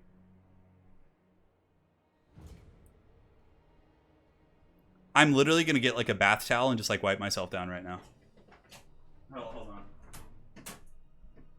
Oh, like this is one of the reasons why I want to like live in the UK or like in Europe somewhere. So like my streams would be at like 6 or 7 at night instead of like in the middle of the day. That would be so nice. Yeah, sounds good, Ryan. I will. We're probably going to hire like a moving company just to lift all the heavy stuff. Just, you know, pay like, I think for like $500 you could probably get like them to just lift and move everything for you. Maybe more, I'm not sure. Are you going to sell my sweat? Oh my god. It's getting to be one of those kind of streams. All right, guys, and here's the battle. Let's go ahead and take a look at the mighty Lizardmen of A-Move Hacker. So, you know, Coast is certainly a very, very fierce adversary, but for the forces of A-Move, we have double Saurus Scarvet. We do also have a Slan Mage Priest of the highest type, definitely the 420 Blaze at Slan. It's going to be the Legion of Chaqua, Spearmen, a bunch of skinks everywhere. A very wide army with Cold One Spear Riders, but really the aces here in the army are the Saurus Scarvets, who of course will be very busy trying to take on the big old dinos, or big old crabs. Sorry, not dinos, crabs. Moving to Poland would be like quite a, I mean, someday maybe, I don't know. Yeah, Anna and I lived in Poland for a couple months. It was a lot of fun. Yay, it's a fish. Great way to start a Sunday. I've realized in devouring your content way more that I'll use it more than any streaming service. Love your work and your enthusiasm. Thank you so much for the 50 NZ, brother. And also thank you for becoming a member earlier. I did notice that. You're in East Germany and it's 38 Celsius. Hot damn. Some hot temperatures going on. It's pretty balls deep these days. So for the forces here of the crab people, who are going to be led by Hadries, looks like a little bit of lag there. It's going to be double Rotting Leviathan. It's going to be some handgun mobs. Bombers, of course, are very good at clearing out skinks and Saurus. Really, really a nasty, nasty front line. And I mean, you can use them as a front liner if you want to, because if you put them in guard mode, they keep shooting while they're in melee, and they just like eviscerate things in front of them. It's very nasty. Halberds, we have Foot Noctilus, double Crabbo, and it looks like it's going to be double cannon as well. It's a nasty build. It's really strong. It's very, very strong. James Pack says your channel is not just a refreshing break and pleasure to watch. You are personally an inspiration. More than you ever know. Hey, man.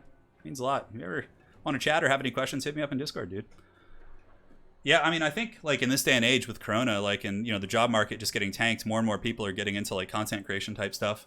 So I think I'll probably do a video in the next few weeks about, like, the basics, like, what equipment you need and stuff. And, like, you know, because even if you guys don't want to cover Total War, like, you can cover, like, anything, man. And if you're able to, like, hammer a niche that has somewhat of a, you know, an interest in it, you know, and, like, it's crazy, man. I've been doing this for about 4 years now, like 3.5, like, nonstop. But, you can get there, you know.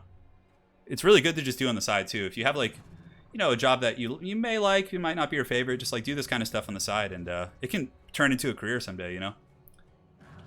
The Crimson Card Yu-Gi-Oh! Says, I live in southern France. It's very nice. Yeah, I would imagine so. A-Move's game froze, apparently. It looks like he's okay. I think we're good. Thank you, Bob Tresh, though, for the update. A Slann Mage of Fire. Yeah, that could be okay. I definitely don't dislike that pick. He's got high magic. And the reason why you bring high magic, though, is because of Luther Harkin. So, like, you kind of have to bring Tempest in this matchup, because if you don't, Luther Harkin just flies above you and cackles and just, like, wrecks your day. So, yeah. Burning Head is really good, too. I agree. I think Lord of Fire is great. You can overcast fireballs and snipe cannons. You can Burning Head down the zombies. There's a ton of great utility. I'm trying to think how you could, like, get... Nah. Because you can only get Fire and Tempest through Slans, so you can't have both, unfortunately. Yeah. Dude, it is so hot right now. My computer's probably melting in my closet. Yeah. We'll see, though. We'll see, my friends. And again, thank you all for joining. We are here on the second bottom side of this bracket. And we're going strong. I'm, like, afraid to check my CPU temperature right now. It's so freaking hot in here. Is it going to be a 3-hour live stream? Most likely. I mean, yeah, about, like, 2 to 4 hours, somewhere in that time frame. Would be my guess. Have you played War of the Rings board game? No, I haven't. Although I would be very happy to try it. I love anything pretty much Lord of the Rings, if that's what it is. Chris O'Brien, thank you for becoming a member. Appreciate it. Memberships, of course, always helpful. Keeps us going strong.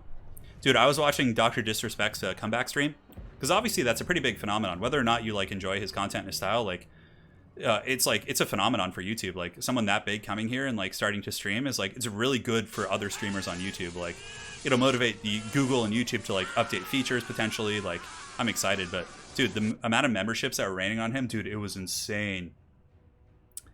Eli, will I ever be able to play guitar? I never played guitar in the first place, so won't be missing out on that. Anyways, cannons are shooting. Looks like the cannons are going downtown, shooting into the Sara Scar veteran. And here we do have the big old Crabbo. Mess with the crab, get the, what is the joke about the crab? I can't quite remember, but yeah, the crab is getting in there, and he's really good against infantry, able to instantly take out 5 Saurus, and now the Scar vets are going to pile on him. Crabs are just so good at this, right? Just like this big distraction Carnifex here. It's even with, like, the adequate tools to bring it down, like these Scar vets, it's going to be tough with invocation support. And you could also see the gunnery mobs from Hadri's were summoned, and they're peppering into some skinks here. Looks like they are getting a little bit of value, so we'll see how that unfolds. So the Rotting Leviathan here going to be pulling back a nice screening summon here with Count Noctilus. He's able to trap the Scar veterans. He runs in with his halberd, and he's really kind of mucking up this advancing Lizardman force, which I think is very, very solid indeed. Yeah, you do have your Palpatine gif. Yes. Chris O'Brien, one of the many perks of becoming a member on this channel. Yeah. I know, it's pretty nuts. So Zombie Pirate Gunnery Mob's now shooting in, but now this is where you get to see the fully operational might of the bomber station. So these bombers are going to just wreck these Saurus. Saurus do have 60 armor, so they're somewhat durable against it, but that plus handgun fire is really going to butter the bread of these Saurus as they do approach here. So we'll see how it unfolds for those cold-blooded lizards. Both cannons in great shape. You can see in the back here, A-Move Hacker is actually going to be flanking in with Skink cohorts, which will eventually beat these halberds in combat. So that's a good play. It kind of puts a bit of a ticking time situation here on Hadri's to have to deal with this backline pressure. Now, back in the front, we do have Count Noctilus going in with his halberd and getting a lot of damage here, actually, on the Scarvet. Shield of the old one's going down in response, and you can see here the Rotting Leviathan is pretty damn beat up, but it's able to escape. Invocation, of course, can heal it, and the Lizardman front line is getting shreked by the bombers. One unit here of Saurus, more or less offline. Although Legion of Chaqua, with the Shield of Chaqua ability, is able to get a very, very nice missile resist on the approach. Into the back here, we do also have A-Move Hacker, who is able to get these Coldman Riders around the back, and honestly, A-Move with some nice maneuvers. It's really going to come down to, is he able to deal with the Crabos? The Crabos will definitely do some of the Stabos, and we'll see how it unfolds for those mighty crustaceans. Yeah, the crustaceans are quite strong. They're no joke. Another Ray Storm going down from Noctilus, right on top of the head of that Sara Scar veteran. Invocation of the Heck going down on the Rotting Leviathan as well.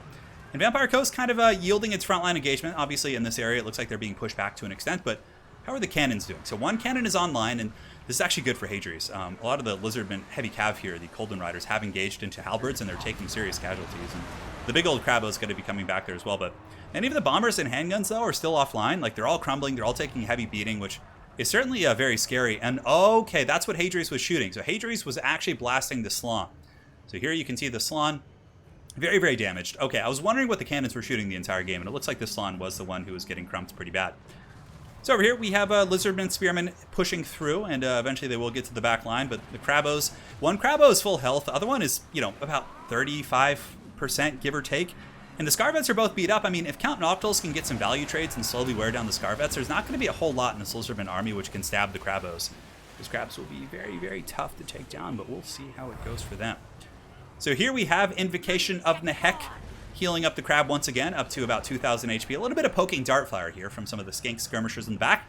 Poison no longer does friendly fire, so you know, none of the Lizardman units are going to be getting poisoned. God, that was so dumb before, how like you could just like poison your own troops. I mean, I know from a realistic standpoint, but in terms of like paying for poison and having it just poison your own troops when it shoots is just like such a meme. But here the Rotting Leviathan is poisoned. Its weapon strength down to 320, which is a pretty substantial nerf. But a big old but here. Hadri's is actually getting a ton of value. I mean, yeah, he might lose the Crabo, but he's also able to really bring down the Sara Scar veteran using Count Noctiles very, very efficiently here. So is that going to be another summon I saw? I don't think so. The artillery pieces for the Vampire Coast in the back are offline.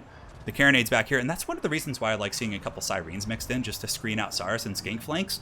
You're able to terror out them and actually hold really, really well. But yeah, not something you see terribly often. So Noctiles going in. It looks like the Raystorm is popped. The Scar veteran here. Oh, and the Scar veteran gets deleted, sent to the Age of Sigmar.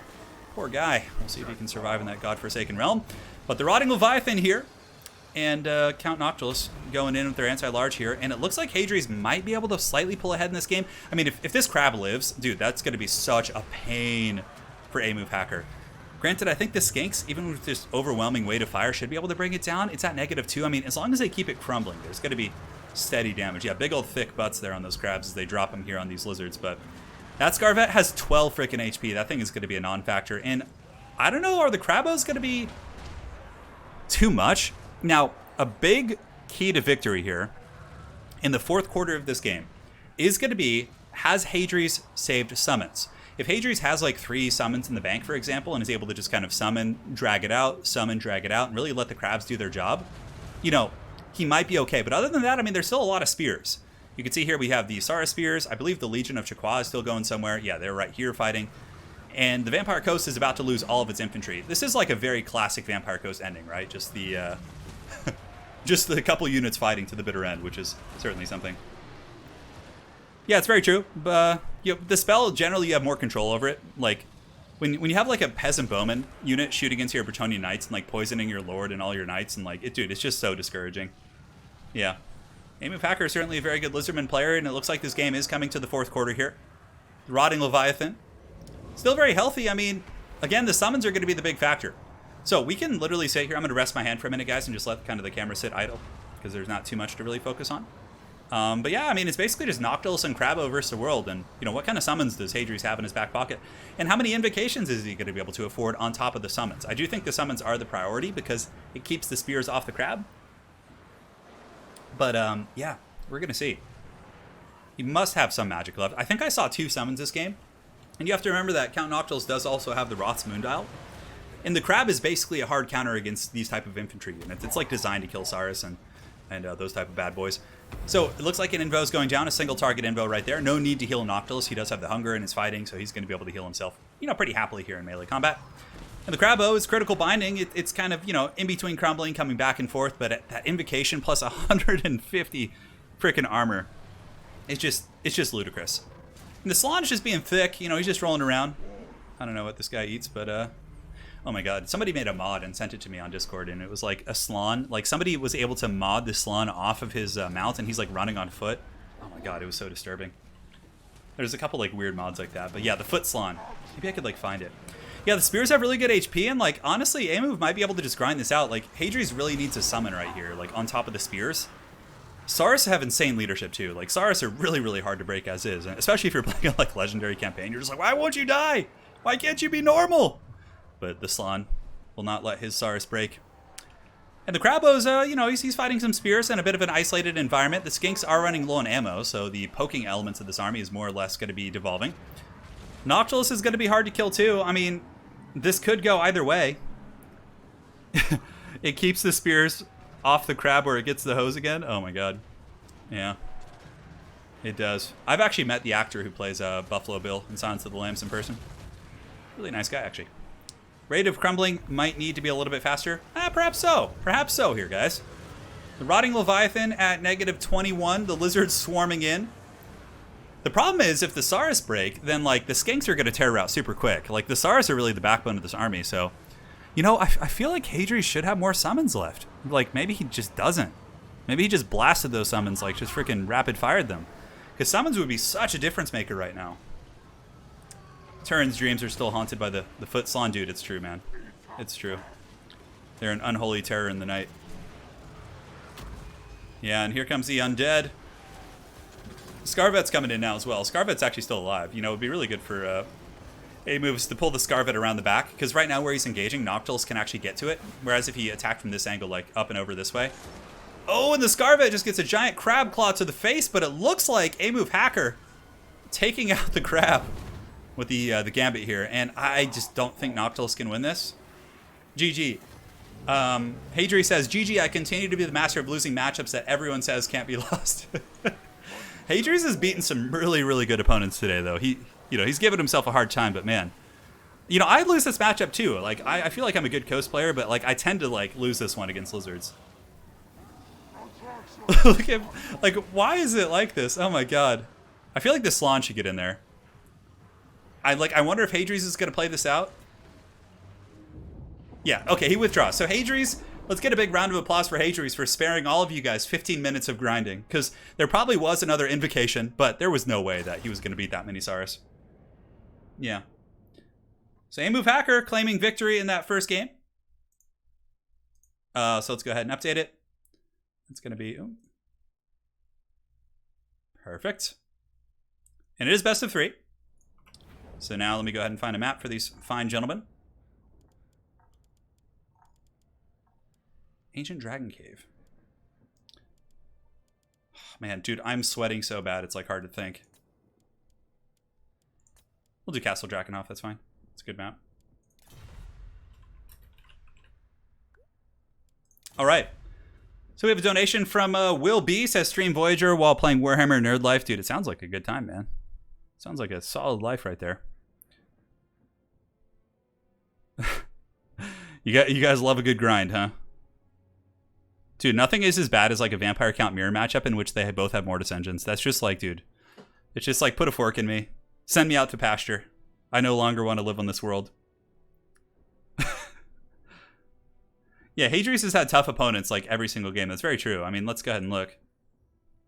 So if we look back at the adventures of Hadri's, he had to play Kark, who's a very good player. He had to play Imperator, who's like obviously one of the best players out there too. He then had to face the Viking, who's an amazing player. Like, dude, he just like... And F-Pod in the beginning. No, not F-Pod. No, that was his first game. Okay. Yeah, dude, tough opponents all the way through. Contested series, a lot of 2-1. He's very battle-worn today.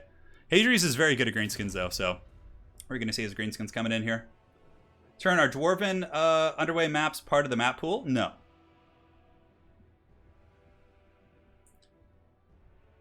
Shetland Apache says, people should take a sneaky bloater for endgame scenario where, yeah, you know, a sneaky bloat just coming out of nowhere with the steel chair, dude, that would be, oh, that'd be so good. Yeah. Keep calm and play Dowie. Well, after this, we get to the grand finals. Oh, baby, we got a dwarf matchup. Satisfy the grudge.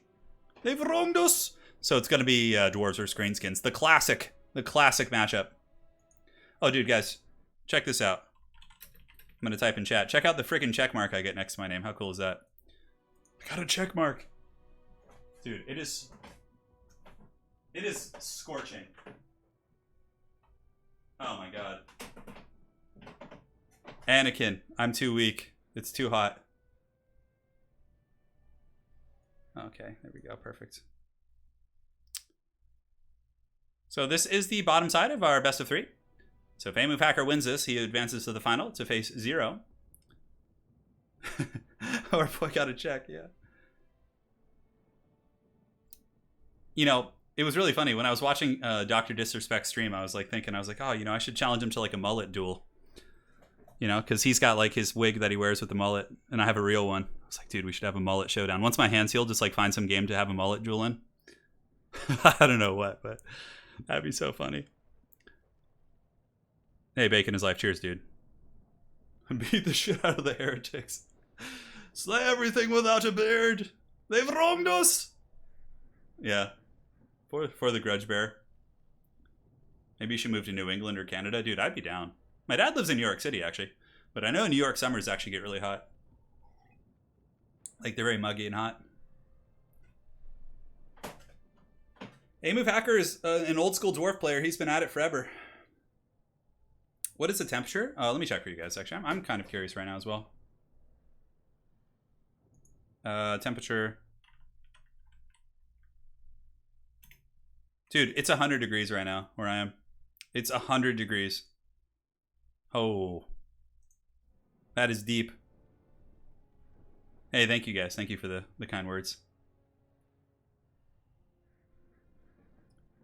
Yeah, there's 2 more qualifiers after this, and then we have the grand finals. The grand finals will be quite a bit of fun, of course. You guys have seen it in the past. The pinnacle. And I really like the new Eternal Challenger League because, you know, in the very early days, it was like by invite, and now it's like everyone can qualify. So you're truly getting like the best of the best in the top 8, which is really, really fun. Yeah, New York is certainly not New England. Yeah, no, I know. The heretic says he's been found out. Satisfy the grudge. Yeah, it's 100 degrees here in Los Angeles.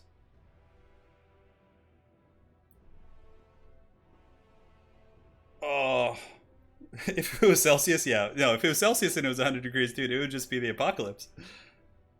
You know, the thing about Hawaii, which is really funny, is I have a friend who lives there, and he's like, dude, the internet sucks out here in Hawaii. Like, we can't get good internet speed. Yeah. Hey, Christian Martinez, thanks for becoming a new member, dude. Really appreciate it. I think that's kind of the way that like YouTube's going to go in the future. Like, I think memberships, just like Twitch, are going to be like the way that YouTubers like start to survive. Obviously in stream donations and stuff, because like monetization, like on videos, it's like, dude, it's you get so little, even when they get a lot of views. Let's boil some eggs, yeah. 82 in Vermont. Oh, and your apartment building caught fire. Well, hope you're safe, man. How often do you get new faces in the qualifiers? Quite often, actually, yeah, because there's like a lot of new players who like pick it up, and then like, you know, by the next season they practice so much that they're like good enough to compete with, you know, really high level players. Oh yeah, there's a lot of new faces in the ECL. We have a lot of returning figures, of course, like, you know, OGs who are just like really, really good at the game, but there's a lot of like new faces in the ECL who've really been doing well and getting to the top end of the bracket. Yeah. Yeah, I think we'll see some gyrocopters. I actually watched Hadries play this matchup earlier. He played against the Viking. It was a really, really good game, actually. Close as hell. So I've seen Hadries build. I'm curious if he'll change it. Because A-Move might have a different playstyle. Who knows? If you live in Hawaii, you don't need the internet. Yeah. California is more dry heat. Yeah, that's why we have so many issues with like forest fires and things like that, because it's really, really dry. Faction Wars will continue. The reason why I haven't is because Faction War streams are very long, and I need to like... I'm going to do Faction Wars probably like end of August, like early, middle September, sometime in that range. And apparently Falcon claims he can win a faction war with Bretonia. He's very confident, he was telling me today, so we're going to hold him to that. Yeah. Yeah, I agree, Shetland. I think losing in tournaments is super valuable, because, like, you know, if you get crushed by, like, someone, you go back, you watch the replay, and, like, you know, as long as you have the right attitude, you can, you know, adapt and change and, like, learn from your mistakes. Yeah.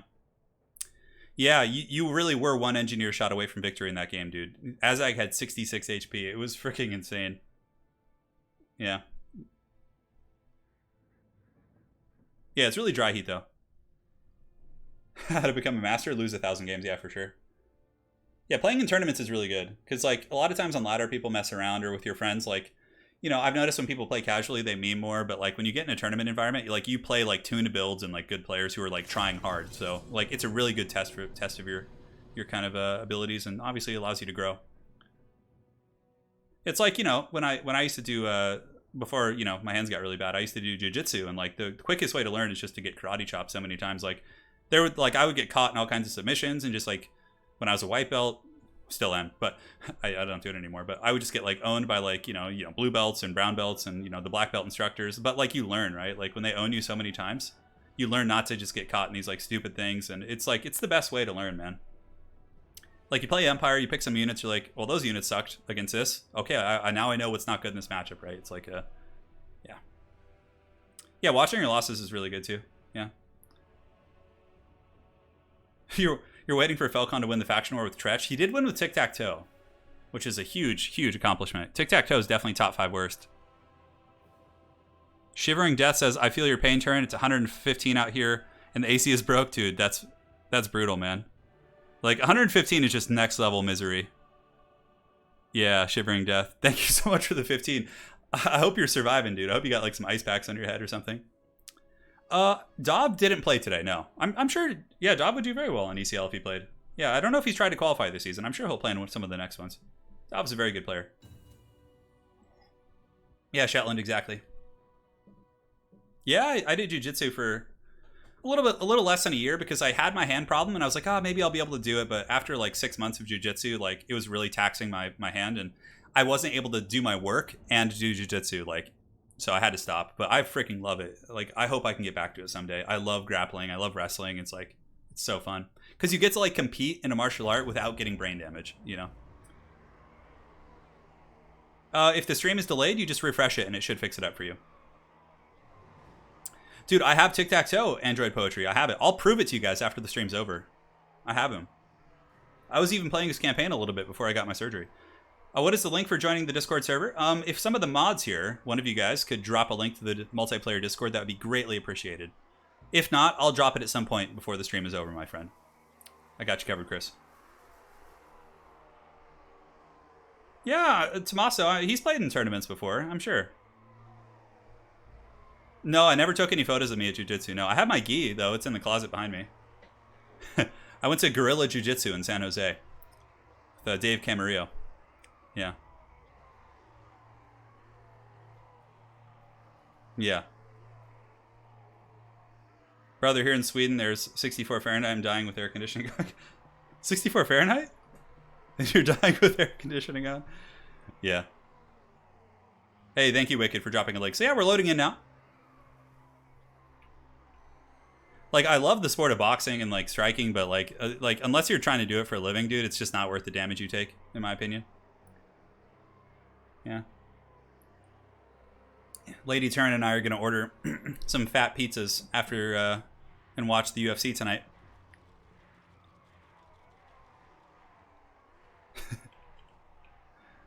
Well, there is an air conditioning unit in the living room. Oh, like, we have, like, I don't know what to describe it. I guess it's like a one-bedroom apartment.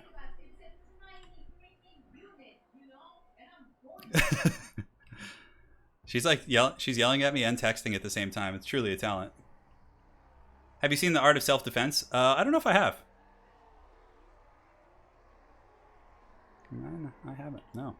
All right, guys, and now we're here in the battle. Looks like it is going to be a glorious showdown. Hadri's, of course, on the ropes, but his build is more or less the same. Yeah, it's the same build he brought earlier, but without the artillery. Previously, Hadri's did bring the triple Goblin Rock Lobber, and that, of course, was pretty good at forcing the dwarves out of the box. But this is a smaller map, so I think he's not going to play that route. So, Hadri's front line of Black Orcs, including the Crimson Killas, and you'll notice the deployment. Crimson Killas are, like, right here with the forest obstructing, so they'll be able to push up through the trees. Double Foot Goblin Big Boss, which is surprisingly good at actually taking out dwarven characters. And, yeah, they need stabbing. It's a good presence. They can take out, like, runesmiths and things like that in numbers. And it's quite nice. Goblin Archers, he's got a couple pump wagons with the flappas. Looks like it's going to be 3 in total. One of them is just basic. Azag, Squig Hoppers, a couple nasty Skulkers and Goblins in the Vanguard, which are going to meet the Dwarves very quickly. Goblin Wolf Riders and Morgrips, Mage Marauders. Now, for the Dwarven Force, we have a minor front line, and they're so good. Blasting Charges are just so freaking devastating. So devastating. Those bad boys really do some serious stuff. We got Rangers with Great Weapons, Norgrimlings, more Rangers here. And the Rangers are actually a surprisingly good tool against Black Orcs. Their Great Weapon throwing axes, or their throwing axes, really do pound the armor down pretty good. So, and now, aside from this, we do have Bugman's Rangers, and Slayers, and a Rune Lord, and up in the sky, we have a Gyrocopter with the Brimstone Gun. Now, Viking, your formation wasn't a box, but it was certainly a defensive one. Yeah, certainly a defensive one. A-Move Hacker, no artillery on his build. Obviously, this map a little bit smaller, like I said. So the battle is underway very, very quickly here. You can see the AP Looney's going to be dropping some Fanatics here, but it's probably going to suck for them. Master Rune of Wrath and Ruin. Oh, God, the Jawi Blasting Charges. Oh, so much damage. And the Wolf Riders are charging in, but yeah, man, Blasting Charges are just so good. In the game I was watching earlier on my son Herbert Walker's stream, we saw the Viking using Blasting Charges to, like, nuke everything. Man, it was so much damage. But the Greenskins are able to, collapse on these miners, but the miners are very much a distraction, so it's not terribly devastating. Black Orcs moving up to engage these units, and I would imagine the Goblin Archers should 100% switch their fire onto the Althar's Raiders. Taking out the light armor of those Dwarven Rangers is going to be very effective. But Black Orcs have gotten up through the forest relatively unimpeded, have taken very little damage, and now in the back here, Hadri's coming around with Night Goblins, all sorts of kind of flanking pressure, and a big old fat Soul Blight going down from Azag as well. I don't know if it's going to be super impactful here. I mean, there is a light engagement here, but aside from that, not too much accentuation to that Soul Blight. That's a good play here from Hadri's using Foe Seeker. Azag is going to be quicker than Gyrocopters with that active. He gets 136 speed. He is a swift boy. He's able to actually really punish the Gyrocopters off the battlefield. So that's a really, really good play, actually. Black Orcs chopping through these guys, and here we have the Black Orcs cutting through these miners. And honestly, it's looking like a pretty good game here for the Greenskins as they're pushing through the Dwarven front line very quickly. And the Black Orcs are more or less taking minimal damage. Yeah, the Iron Breakers are really, really nasty in that game earlier, but yeah, like all three Black Orcs are really healthy. Azag's very healthy as well. We got a Rune Lord here too, so there's not going to be someone to really punish Azag. And now you can see the Dwarves are kind of already on the run. I mean, they do have Norgrimling's Iron Breakers, and the Blasting Charges were able to really wreck those Crimson Killas, to an extent. But when the Crimson Killas get in combat, it's going to be nasty. Squigs in the meantime on the flanks, just chasing down some of these Squig Hoppers, miners with Blasting Charges fleeing. Really, really bad engagement for the Slayers. If you're using Slayers, you never want them fighting chaff, like Goblins, Black Orcs. I mean, if they have to fight some chaff units, it should be lightly armored stuff like this, but they're going to be taking some very cost-inefficient losses in that trade, though they will win that at the end of the day. Crimson Killas piling forward. They've now engaged against Iron Breakers. More Black Orcs have engaged here. Looks like a Spirit Leech going down, and they need Stabbin on the Rune Lord. And I really like this pick from Hadri's, the double Goblin Big Boss Goon Squad. It's like, you wouldn't think they're good because they kind of lack AP, but they're actually surprisingly effective. And the Pump Wagons, like I said, really, really good cheap chariots against the Dwarves, just kind of riding around, finishing off whatever they can. And here are these Black Orcs piling in to the Bugman's Rangers, and now this is like Greenskin territory. This is what they want. They want a knockdown, drag-out fight with the Black Orcs fighting in terrain, mind you. The Black Orcs are fighting in a tree line, which means like any missiles being shot at the Black Orcs are going to be, very, very, not super inefficient, but it's going to be substantially less effective here. So Rune of Wrath and Ruin going down in Azag. He does use a Foe Seeker to try and escape, and it's about to wear off. I mean, it's half duration. Azag might take 20% HP damage. Might take that. And even still, it's not going to be the end of the world. Azag should get away, and that's not going to be terribly punishing. And, the longer the Black Orcs are able to sit and crump, these Black Orcs, these Crimson Killas, are crumping so hard. I mean, look at these big, thick boys. Dual-wielding great weapons. Talk about a way to deal with dwarves, right? Now, if anybody's going to be equipped to handle this, or not handle it, but hold, it's going to be the Norgrimling's Iron Breakers. But, Crimson Killas are very much designed to cut through heavy armor, and they're succeeding in that goal quite handedly. So now the Greenskins are collapsing in. The Pump Wagons are getting into the Archer lines. Black Orcs are chasing. Goblins are chasing. And it's looking, though the bounce power is still even, I feel like it's a pretty grim bones situation here for the Dwarves. Like, I don't see how they're going to be able to cut through all of those Black Orcs that are still left. Here we have 52. Back here we got the big bosses. We have 40 of the Crimson Killas left. And I could have sworn there was a third unit. Yeah, there is. And there's 37 here. That is a lot of Black Orcs. And, all the Dwarves really have is the Norgrimling's Iron Breakers, a couple missile units, which are now just getting pumped all over their faces here. You can see the Pump Wagons are just getting in there. And, yeah, they're going to be ramrodding some of these Dwarves. It's honestly, I feel like this matchup is pretty, even these days. It used to be such a Greenskin favored matchup, but something changed in the Dwarves. I don't know what it was, if it was playstyle, but it's a good matchup. I really do like watching Dwarves versus Greenskins these days. The Gyrocopter going down quick was a big factor as well. And yeah, the Viking Total War saying he expected triple artillery. Yeah. And then Shetland saying Greenskins do really have the coolest roster. Yeah, their roster is so freaking cool. Their rework they got, I really hope Chaos gets something like that. So, Hadri's ties up the series. It's 1-1. So, man, we're getting a lot of good games today, my friends. A lot of good games. Yeah, Grom the Paunch is good as well. Grom the Paunch is quite good in that matchup. But Azag, packs that heavy AP punch and is Lord of Death is actually good against Dwarves, so I see the appeal. Anakin, I'm too weak. All right, what do we got next? Dun, dun, dun, dun, dun. The Tower of Hoth, I guess. Map set. I don't think we've had Tower of Hoth in the tournament yet today. Yeah, Shalland, I always felt like it was, but yeah, no, people have differing opinions, and I know, of course, you're kind of a dwarf connoisseur, so... Yeah, I used to play dwarves a lot in Game 1, but in Game 2, I kind of diversified my factions a little bit. I used to just like mainly play dwarves. But that was like, in game 1, so it's like a totally different game. Pepperidge Farm remembers when dwarves had Tormentor Sword. Oh my god. Do you guys remember when dwarves had Tormentor Swords? How awful that was? Like, dude, it's like you come into a dwarf back line, they have like 2 Thanes with Tormentor Swords. It's just like, dude, just get pounded, man. The rubber match, it's here. Alright, let's do some stretches with the old hands. Let's do some wrist circles. Dude, my range of motion is so freaking bad. Like, stupid inflammation needs to go down. So let's see what the players are saying. Okay, they're doing their picks right now. Dwarves are good. I mean, that was a good game. They're both top tier players, so it's going to be scrap one way or the other. Yeah, dwarves are definitely feel a little outdated to me, but they can still compete. Dwarves are... You don't want to pick... If you're playing in tournaments, guys, here's my 2 cents. Don't pick dwarves as your first pick, but counter pick with them. Dwarves are a really good counter pick faction because they have some really lopsided matchups in which, like, a faction that is considered top tier, like Vampire Coast, can like get dumpstered by dwarves super hard. There's like things like that dwarves really excel in.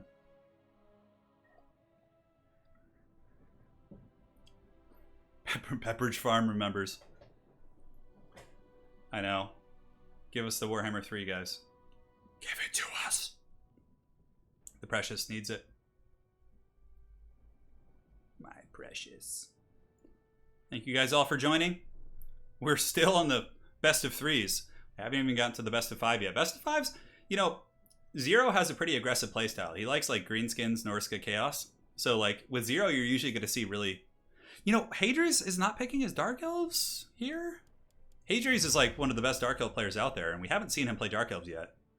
So A-Move Hacker chose Wood Elves, Empire, and Counts. So now A-Move Hacker, Hadri's bans 1 and picks. So I would imagine he'll ban like the one that's worse for Dark Elves and then just pick. I don't know. Dark Elves against Counts, I don't really like that matchup. Dark Elves versus Empire is an interesting one. And Dark Elves versus Wood Elves I don't like. So A-Move Hacker actually picked really well against Hadri's Dark Elves. I do have a stress ball, but I'm not to the point where I'm allowed to use it yet, yeah. You should, Falcon. You should make a list. Yeah, Chaos Dwarves will be a lot of fun for sure. They have like some cool monsters and really neat artillery pieces. Like, they're going to be pretty epic looking. Yeah. A lot of people have considered Bretonnia to be a counter against High Elves and like Elvish factions in general. Like Bretonnia's, considered... I don't know if this is the Comet school of thought, but people often said that Bretonnia is really good against High Elves, Wood Elves, those bad boys, because they can really punish the archers.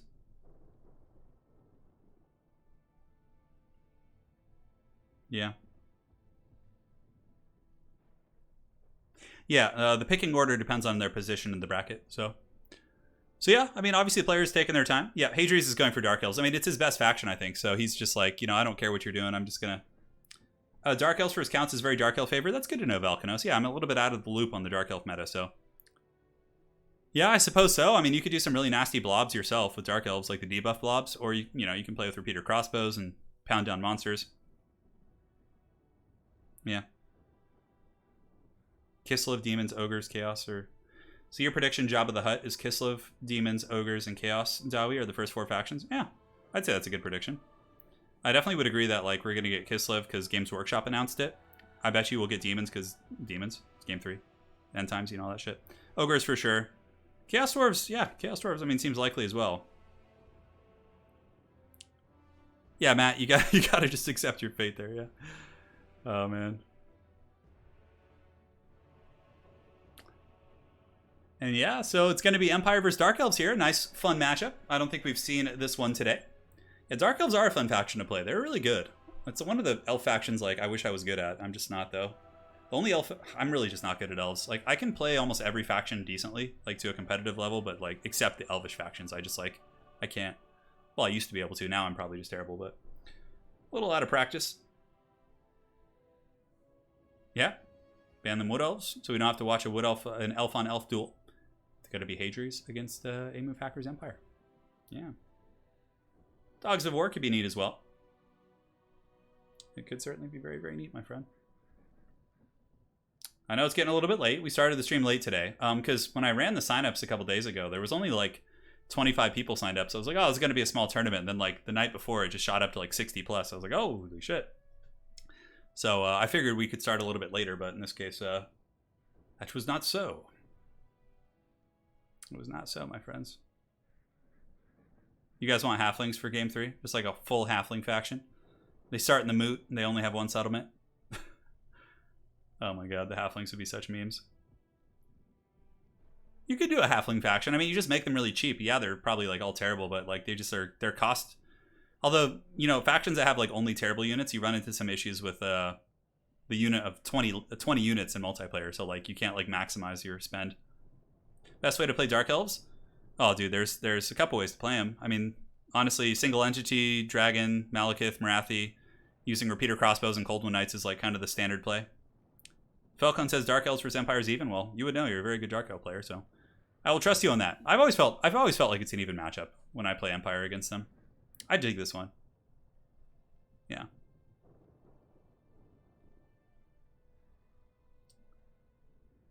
Yeah, Kislev will be awesome. I really hope they do launch with like a human faction. Like it's cool. I really like the human factions, like, you know, Empire obviously, and Kislev would be real neat. Border Princes I think would be like a really fun like FLC someday. Like just kind of like a minor update. Border Prince like getting a roster of mercenaries could be really fun. Yeah, I'd enjoy that. And like Border Princes in lore, right? Aren't they just like mercenaries from all over the old world? I know, the dreaded chill of Sontar's coming. I don't think Hadri's leaves home without it, right, Falcon? You would know. Please bring a Hellstorm, says. I like the Hellstorm every now and then. I think it's fun.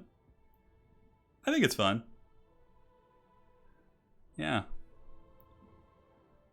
Chaos Dwarves also have elite, insanely elite infantry and a lot of chaff. Yeah, you see, that's the thing. Like, they have a lot of the weaknesses. Like, they can address many things that the dwarves like lack. They have like mass too, so you can't like bully. I feel like you won't be able to bully Chaos Dwarves with like chariots because they're gonna have like monsters that can like intercept the chariots. So like, yeah, are they just gonna be like, how are they gonna just not be better in every way than dwarves? It's gonna be interesting. Maybe they just don't have like the same leadership values. Like they're a little bit like less resilient. I don't know. Because like, don't they have these units called Immortals in tabletop that are just like linebackers, like Ironbreakers? Yeah.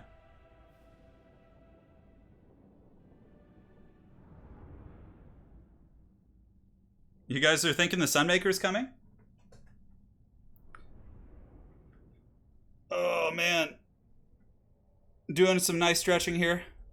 Oh, the Tower of Hoth it is. And there we go. Man, these old paws are getting better slowly but surely.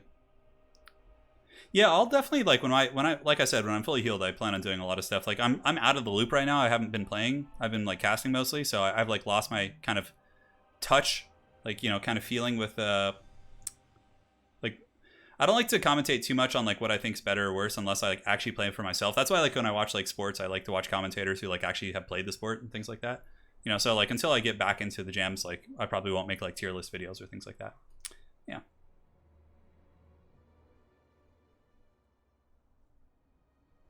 All right, 1 second, guys.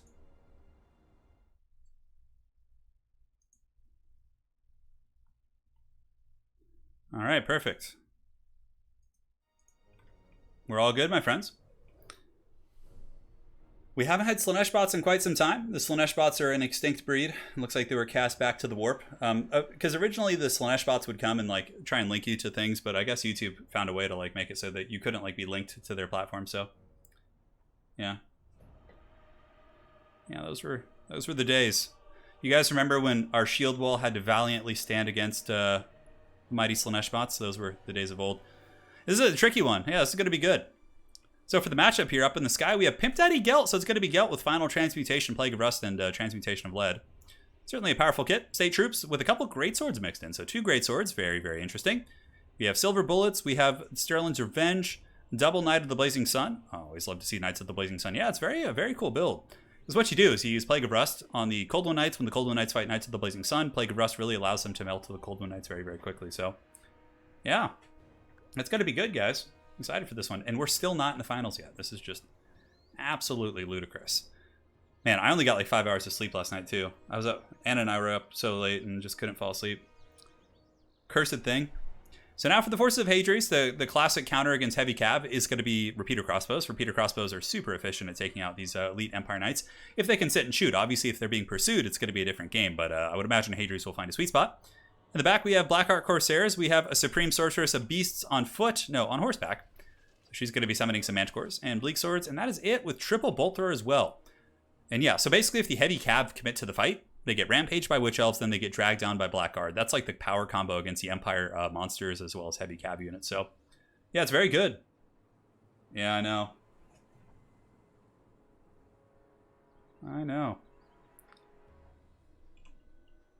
Welcome to Estelia. Yeah, I think somebody sent me that. I haven't watched it yet.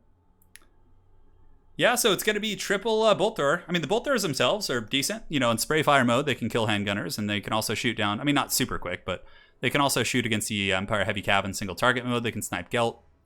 I think he's probably just going to put them all onto the Knights of the Blazing Sun. Just like play that grindy game, and he should be able to protect his repeater crossbows. I mean, or at least keep them safe, because it doesn't look like A-Move Hacker brought like Pistoliers or any like pursuit units that could really chase them down. So, you know, it definitely looks good. I've seen Hadri's do this build before and seen him be successful, but the Empire build, handgunners are really good against this. Handgunners shooting against the Blackguard and these elite units in the back, it's super efficient. So handgunners can also screen out the Dark Riders. I really do actually like bringing like a couple regular handgunners in this matchup as well. I feel like it's very efficient.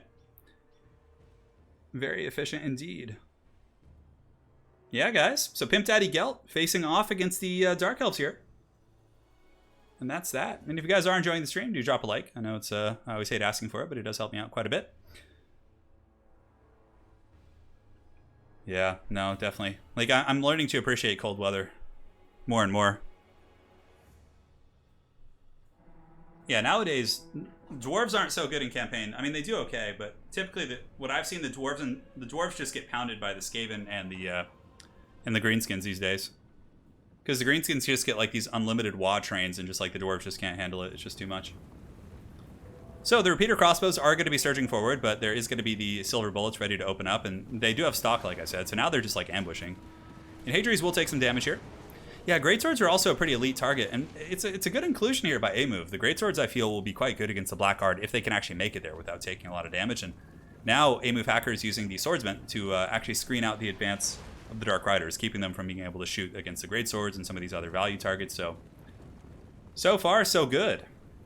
The chariots are certainly effective. They don't have like the raw stopping power though of the repeater crossbows. Like if you make one misplay against repeater crossbows, you can get pounded. Handgunners here shooting into the Manticore. That is a real Manticore. So Hadri's actually did have that. I missed that in the initial game there. Is he coming in with melee?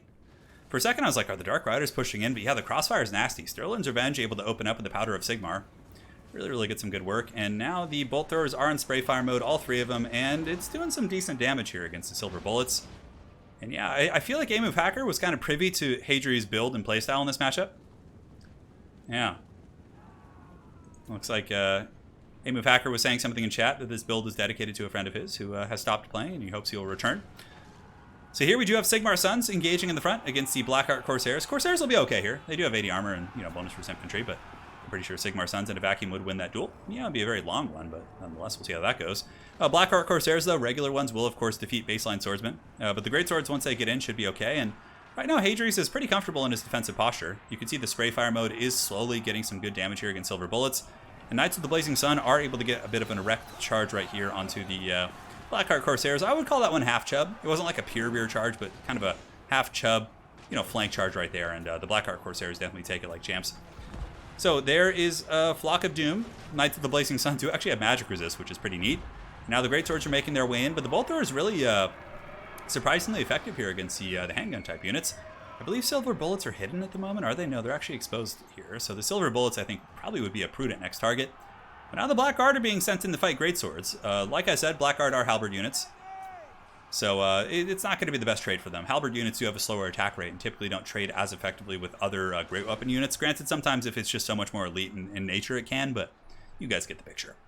So repeater crossbow sitting happily. This is not what the Empire wants. We actually have a rampage here. So Knights of the Blazing Sun are fully rampaged, and the repeater crossbows are just pounding into them. Balance of power is pretty much dead even at this point, but my big concern for the Empire is the efficient firing line here of Hadri's. It's just going non-stop.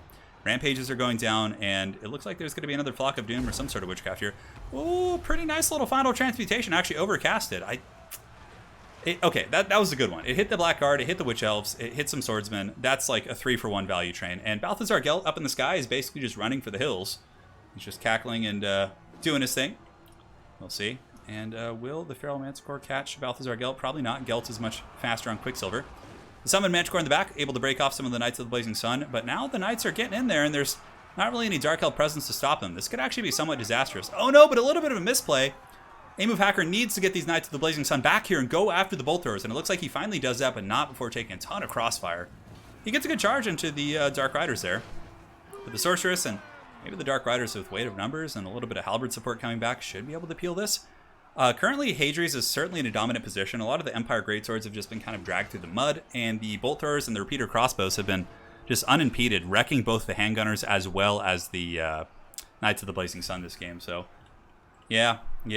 The opening was there for a minute. He might have been a little bit late to push back there. Like, he didn't let it happen, but Hadri's was able to rampage many of his Knights as well. But here comes a bit of a fourth quarter attempt to get back here and try and shut down this Bolt Thrower with some of the Knights of the Blazing Sun. 20 models is going to be good, but there are some Black Guard nearby, and these Corsairs will be not a great roadblock, but a roadblock of sorts. It's going to keep the Bolt Thrower crew from just getting absolutely shreked. Now, Pimp Daddy Gelt is flying around. The second Manticore summon is active from Hadri's, so that's going to be the last of the Manticore summons we will see here on the battlefield. And you know, the Manticore summons are very good, but Hadri's, of course, does have to kind of forsake a lord like Malekith or Marathi to get that. So, yeah, and it looks like the Empire is slowly falling apart here. Repeater Crossbows are more or less in good shape. Knights of the Blazing Sun being worn down by Manticores as well as the Dark Riders in melee, actually, which is pretty funny. And, like, at that point, the Greatswords are cool and all, but they're going to be kited into oblivion by the Repeater Crossbows. And yeah, it's going to be really tough. I mean, A-Move's not out of this game yet. He does have some Handgunner units, which are back, and they're getting some really good blasting there into the Black Guard. You can see this firing line right here and right here, shooting into the Black Guard. But the spray fire mode, yeah, like, Hadri's firing line shot the entire game, more or less. Like, the first 4 minutes, those things were just shooting, like, with no interruption. Which is, like, how Dark Elves win. If their Repeater Crossbows and other assets are able to just shoot unimpeded, dude, it's going to be a balls deep punishment for sure. So Gelt looks like he's going to have a Haggard Wizard duel, but a nice charge here by the Knights of the Blazing Sun. All it takes is a couple. You can see on impact, they actually kill quite a few of those Dark Riders. Empire has some great swords. They have swordsmen and great swords here. I mean, there is a glimmer of hope for sure, but healthy Black Guard. Also, the Manticore is here, so when the Manticore disappears, the balance of power inflation will pretty much disappear, and we'll see the true balance of power as it was meant to be seen. But here, the battle rages on. Knights of the Blazing Sun are broken. Gelt is able to chase down some of those units. Bolt Thrower is really just sending a righteous hammering, though, into those silver bullets. Those guys are down, and Hadri's really showing the good dual purpose of many of these type of artillery units, right? Like, the Bolt Throwers are cool. Compared to, like, cannons and things like that, which are more specialized, they can actually have some decent spray fire. And it's not like, you know, massive burst damage, but, you know, over the course of the game, they can wear down some priority infantry targets. Now, Manticore Summon's gone. We have Great Swords fighting against Black Guard, but there's 54 Black Guard against 39 Great Swords. Great Swords will 100% lose that. And they're fighting here as well, but I mean, I think Hadri's has this. When these elite greatswords break, they're simply going to get chased off by the Dark Riders and or other mobile assets in the Dark Elf army.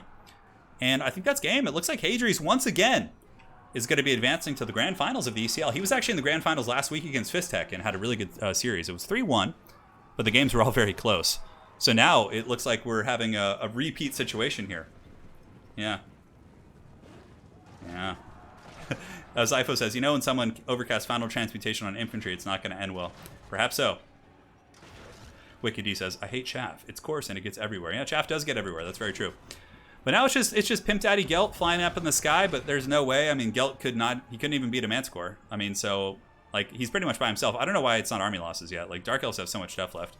Manticore's just going to go balls deep, finish off Gelt Daddy. And Hadri's, even though basically being down on himself all day and saying that he sucks for no reason, is going to be going to the Grand Finals after defeating a slew of amazing opponents. So well played to him, showing why he's one of the best Dark Elf players out there. And now we got the Grand Finals, baby. It's going to be Hadri's versus Zero. Who will be qualifying for Season 5? It's going to be good, man. Viking, I think it was 3-1. It might have been 3-0.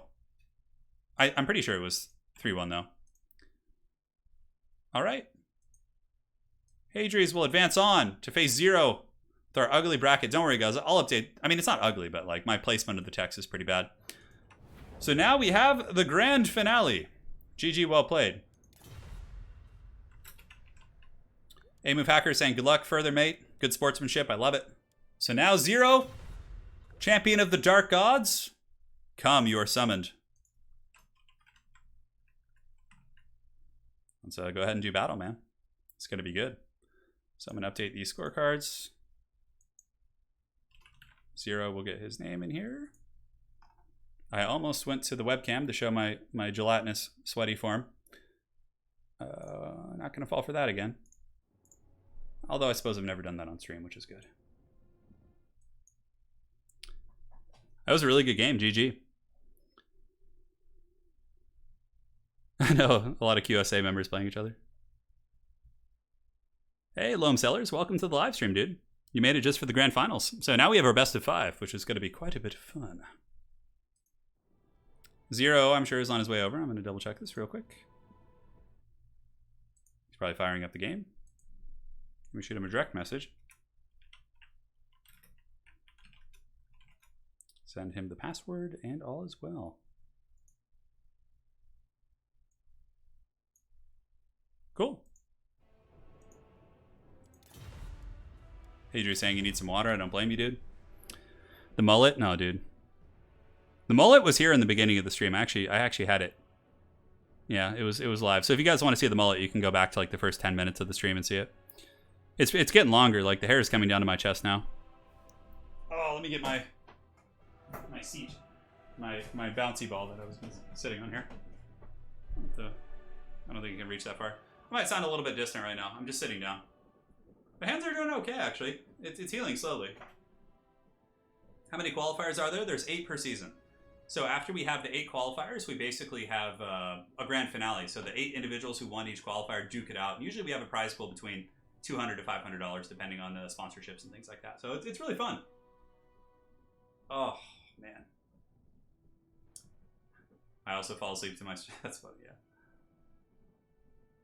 You started falling asleep to Arab Carthage, and now you fall asleep here. Yeah.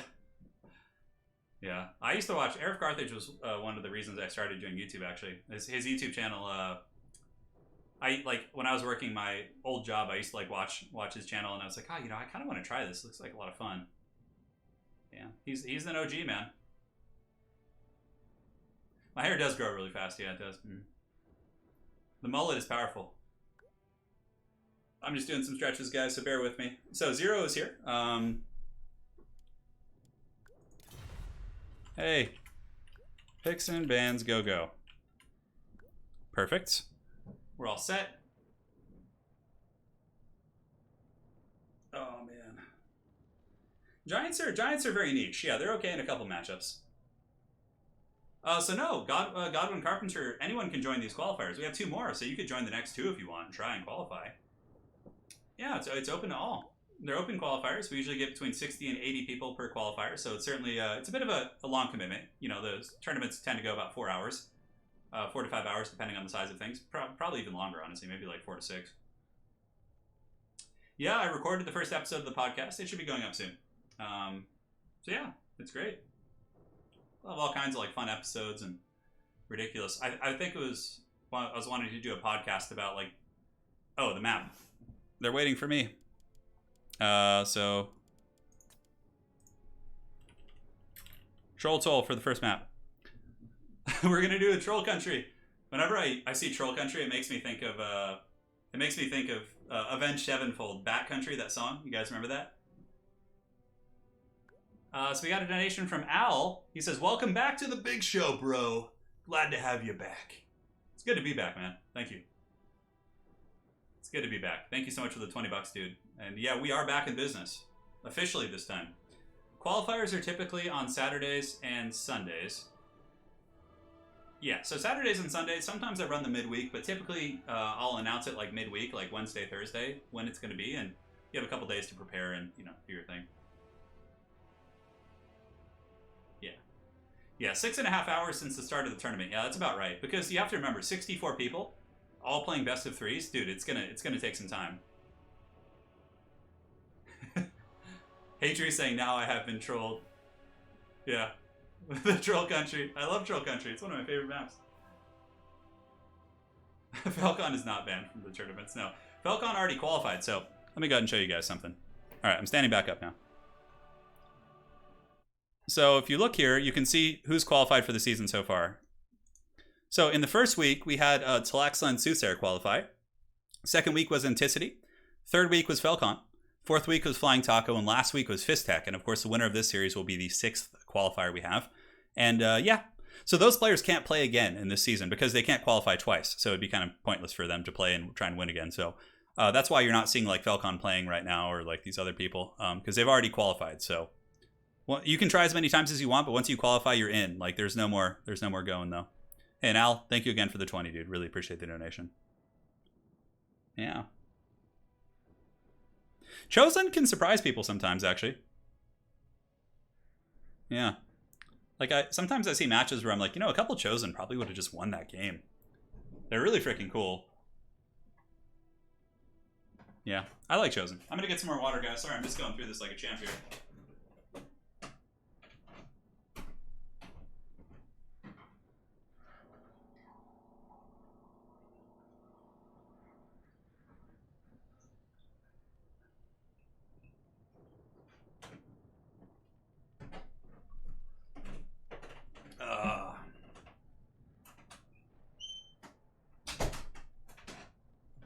I'm back. I'm back. All right, cool. So, first matchup. Let's see if this is what they're doing. Okay, Hatries is going Greenskins. I think it's going to be Greenskins versus Chaos. I'm not sure. Maybe an opportunity to see some Chosen here. That'd be really cool. Chosen with great weapons facing off against Black Orcs, dude. Talk about metal. Yeah, Zero is a Chaos specialist. He pretty much, like, every time there's a faction war, I'm like, hey, does anybody know anyone who mains Chaos? And then there's just crickets, and everyone's like, yeah, Zero. It's like the only one. It's a Zero. Yeah. I know. I'm excited. I hope he plays Chaos versus Greenskins. I really like that matchup. It's just kind of like a knockdown, drag-out fight, Turin didn't. It used to be the rule you could only try once. Yeah, so the problem was Mr. McClam, in the very early days of ECL, like Season 1 and 2, it was like, I was still experimenting with the format, so I just invited people I knew to make sure it would be like a smooth experience and test the waters. So at that point, people were only allowed to qualify once. But now that it's open, like, if I had 64 people playing today's tournament and, like, they couldn't play again, I would only have, like, there would be, like, barely anyone left to play in the next weeks, Zablasky, no, I probably won't play Age of Sigmar. Like, I'm just going balls deep in 40k right now. You know what? I should show you guys some models. I should put on a shirt. I don't know if the webcam is still working. Let me check. Might be out of batteries. One sec. Oh, it's still working. All right, hold on. Oh, damn it, but I have to put a shirt on. Dude. I'll go get you guys some of our models here. All right, one second. Some delicious water. So yeah, it looks like it's going to be Chaos Greenskins. I'll go get some models and put on a shirt real quick, and I'll show you guys the goods. I'll be right back.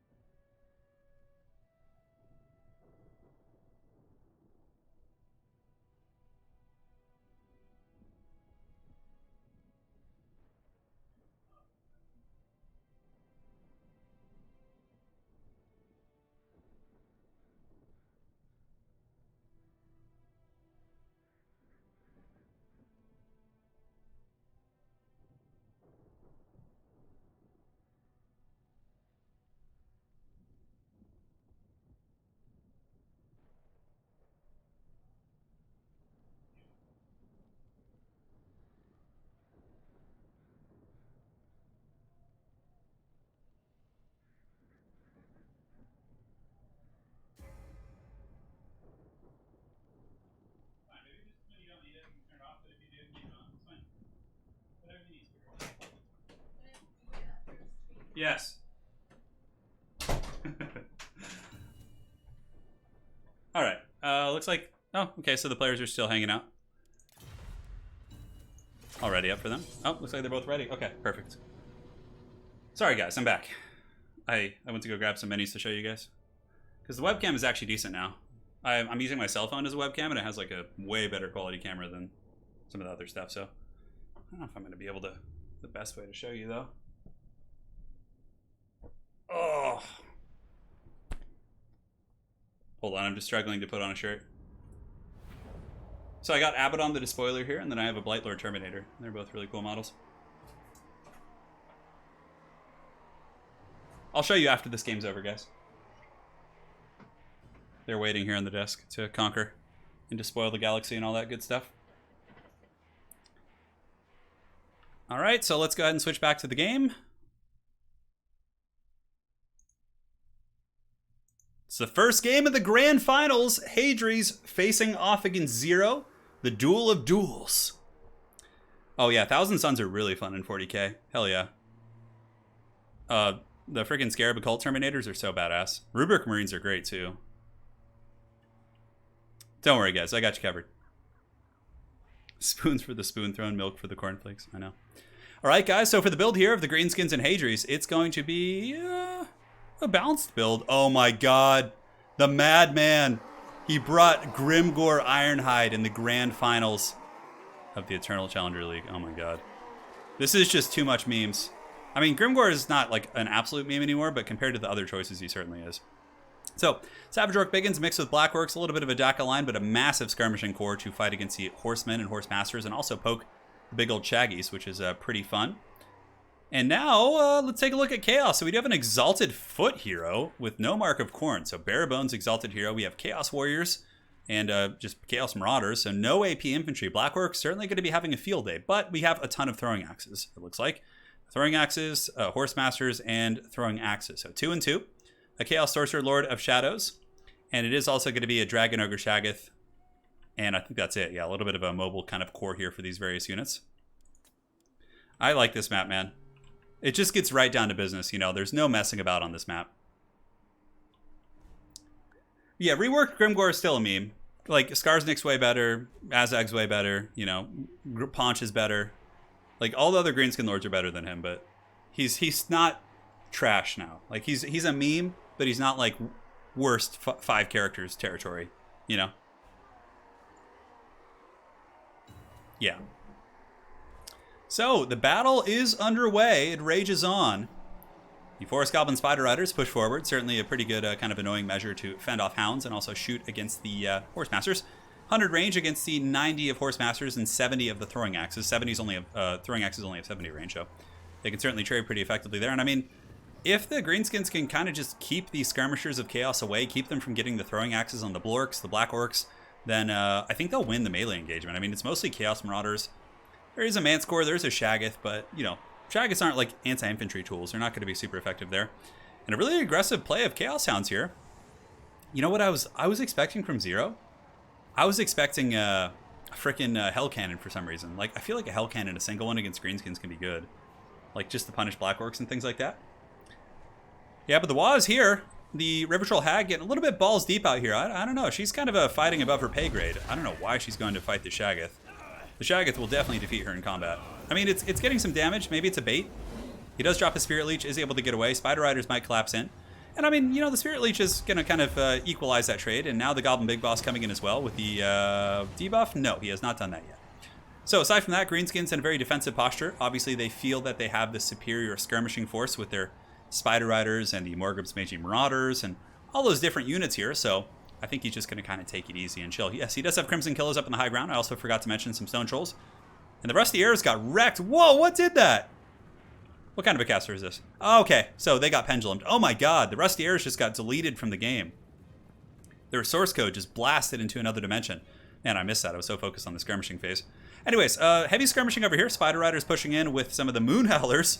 So he does have the ROR Goblin Wolf Riders as well, which is pretty great. But he's not able to catch any of those horsemen. But, you know, Hadri's with some constant pressure should be able to eventually nullify the mobility of Chaos. However, on the other side here, it looks like a bit of a gooning attempt here. Not even gooning, but kind of an isolation attempt.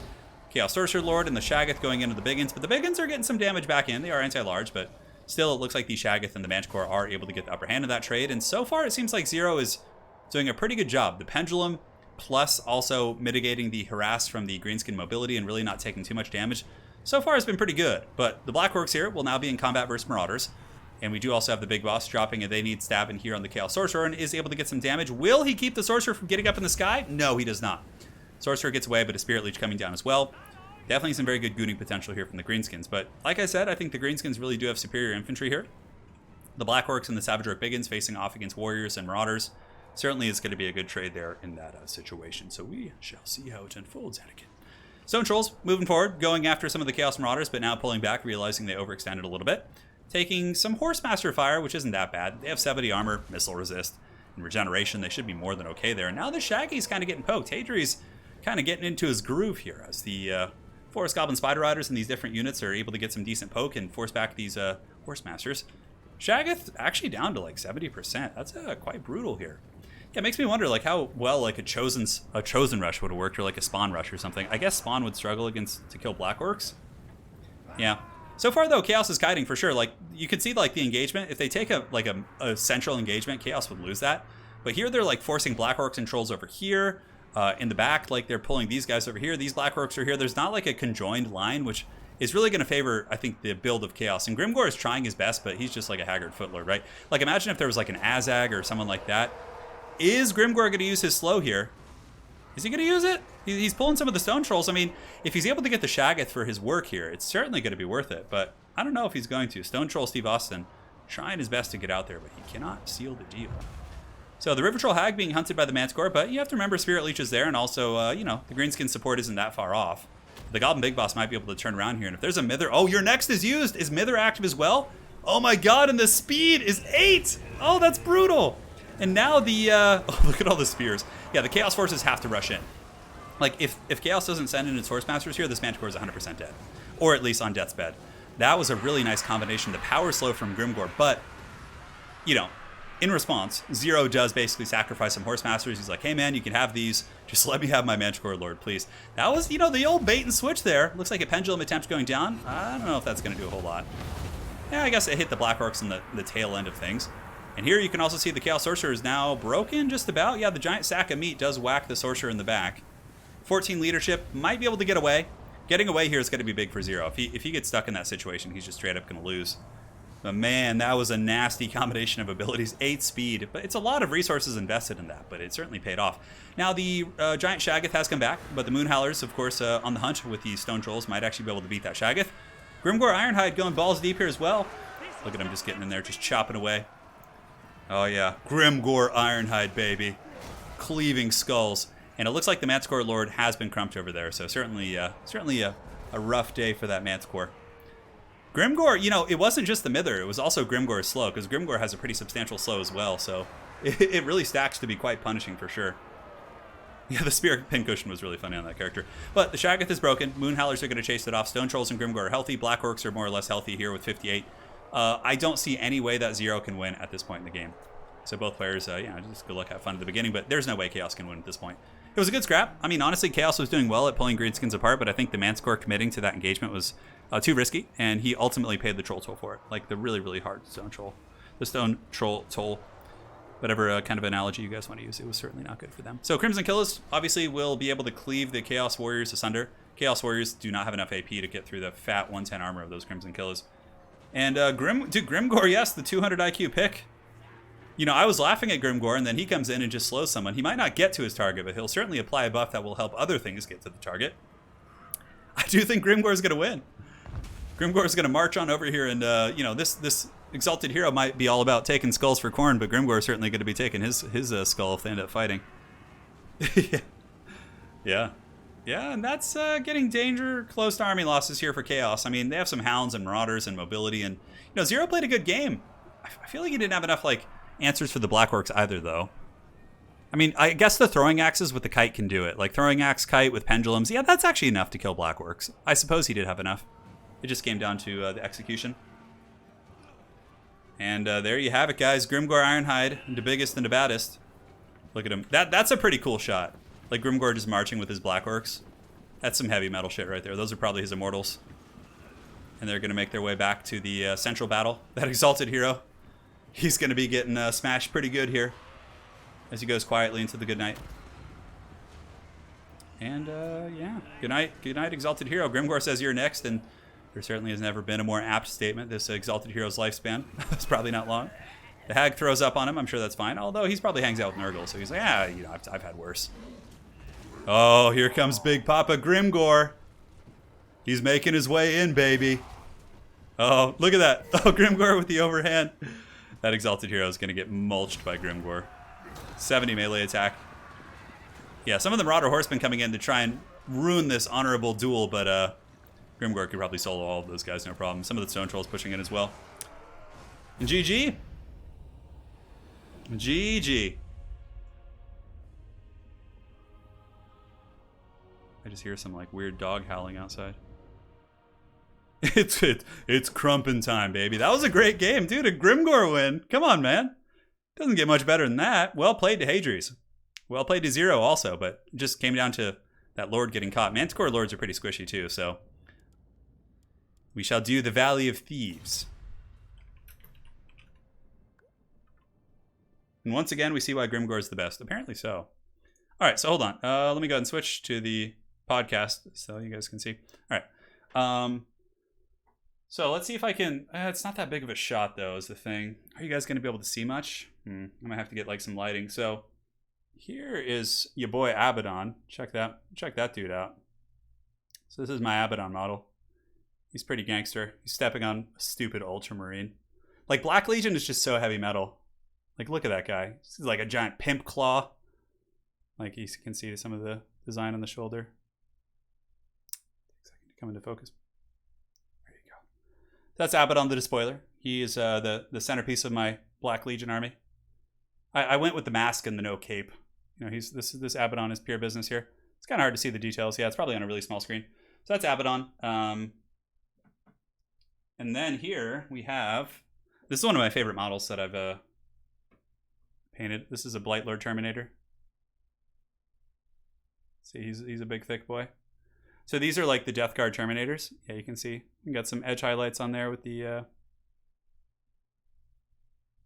really neat models. So this is my Blightlord Terminator. So I play Chaos. I play Black Legion and Death Guard mostly. Yeah. Dude, Abaddon succeeds in his crusade, bro. You know they retconned all that. All right.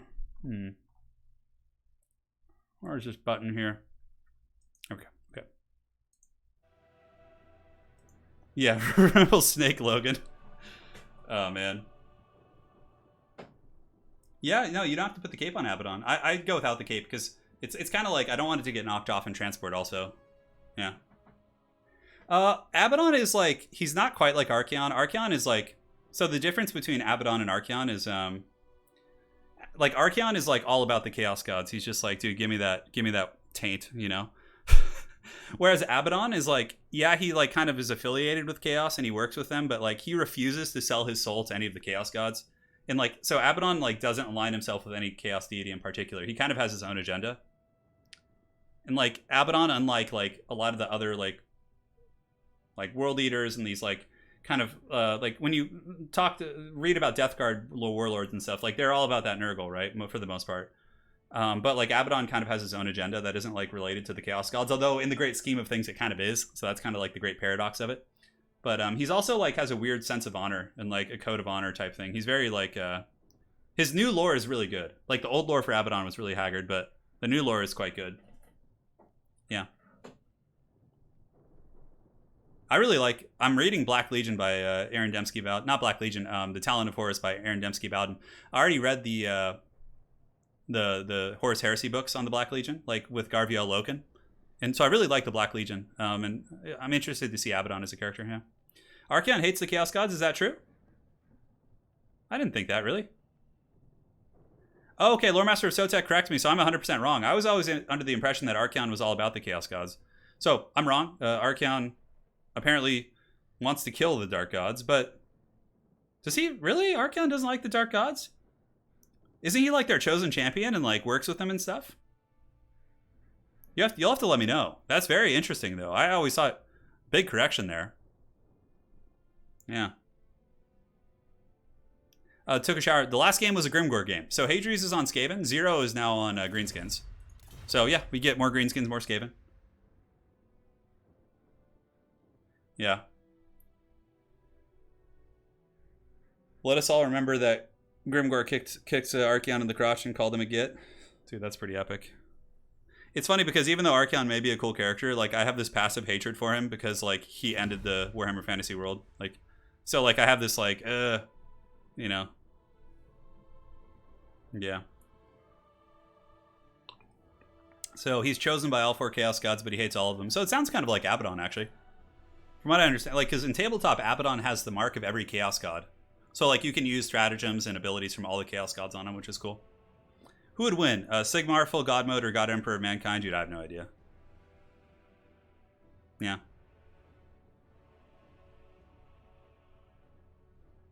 Archeon wants to kill everything so Chaos can't exist anymore? Interesting.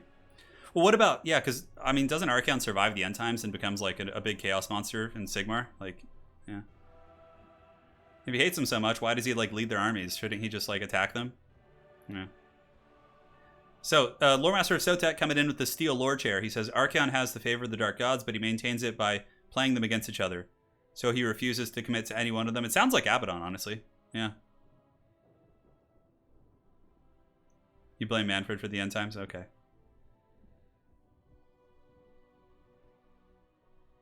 Yeah, it sounds like they're actually quite similar. I was always under the impression Archeon was more affiliated with the Chaos Gods, but I've been corrected, which is cool. But yeah, Abaddon is a cool character. Like in some of the books I've read, I mean, in the original Horus Heresy books, he's a little bit, it seems one-dimensional to an extent, but in the Aaron Dembski Bowden books, he's a cool character. In the Assassin, whose perspective it's from, it's really interesting. Ephraim Va, always good stuff, Turin. Your commenting is 10 out of 10, more interesting than most modern sportscasters. Keep it up. The one true git. Dude, thank you, man. I will be your one true git. Yeah. Hannah says that, love how Dorgar has all the greater demons infused in him, other than the Keeper of Secrets. Yeah, why is the Keeper of Secrets excluded in that? Yeah, who knows? Abaddon is a really fun model to play in tabletop, too. He's like... Black Legion doesn't have, like, all the bells and whistles that the other Legions have, but, like, he's such a fun character. Like, he's so powerful in melee. He gives, like, a fearless bubble. He gives full rerolls. Like, it's really, really fun. So I'm building a block of 10 Khorne Berserkers right now. Lady Turin built them for me. She did an amazing job kit bashing them. I could actually show you. Hold on. Why not? We got time to kill. They're not painted yet, but you guys can see the kit bash. I'm showing after.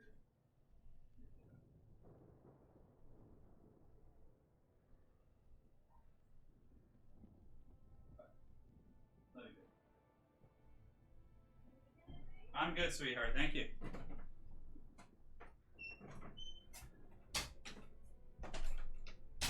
All right, I'm back. So basically, if you guys want to see, like, let me show you this, like, atrocity. Hold on. Khorne Berserkers are, like, such cool models, but, like, the old ones are just such shit. Let me show you guys. Okay, so I'm gonna add something real quick. Image.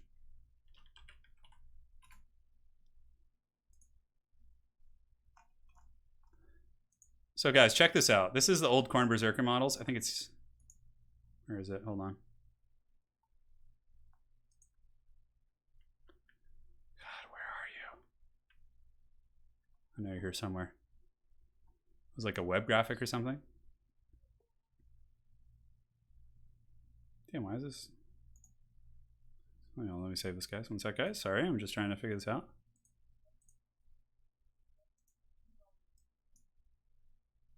Anna's battling Wookiee in the living room.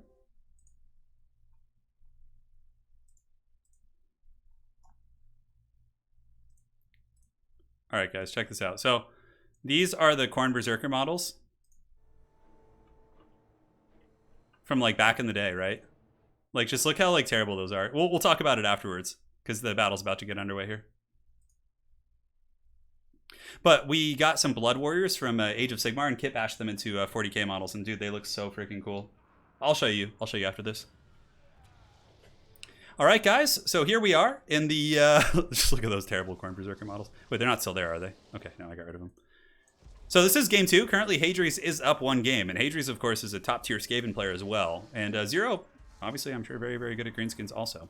So in the build, we do have the Poison Wind Mortars. We have the Ikid Zap Cannon, which isn't as good against greenskins because it doesn't nullify their WA anymore, but it's still good at blasting their lords.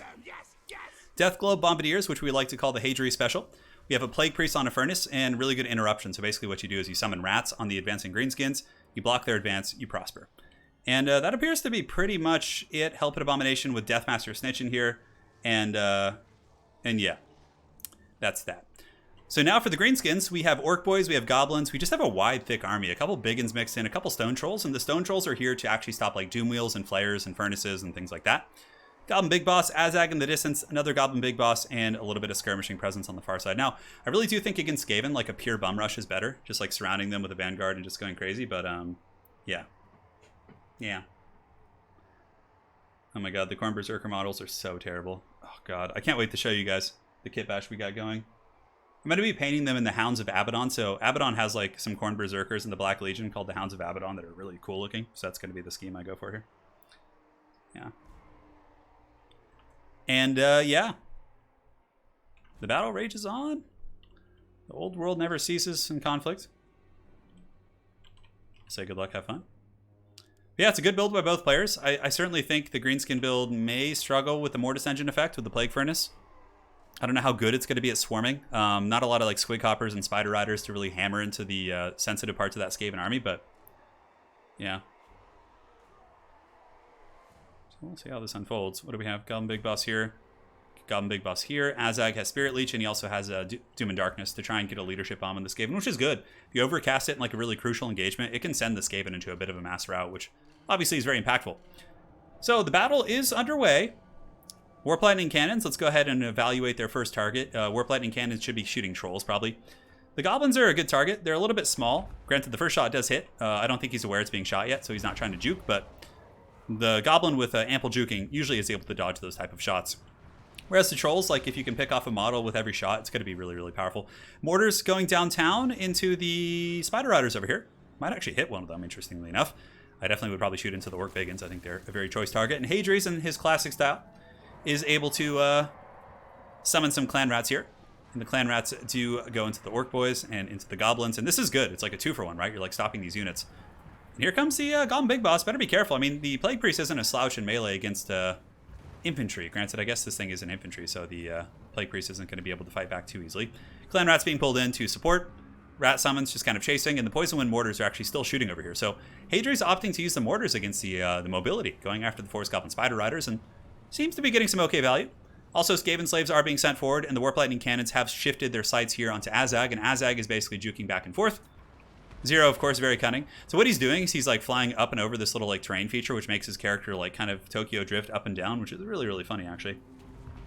So here we have the Plague Priest battling the Goblin Big Boss. We have a summoned Plague Monk. Not really sure where Hadri's is going to send those bad boys. And yeah, Azag's actually taking a fair amount of damage. Oh, and look at this! Deathmaster Snitch with the Sigil. Definitely not worth it, in my opinion, because the Sigil is a very short duration. I mean, if he gets like 1 or 2 attacks, maybe. Yeah, it looks like the Help at Abomination does miss because Zero did a very good job using Slippery.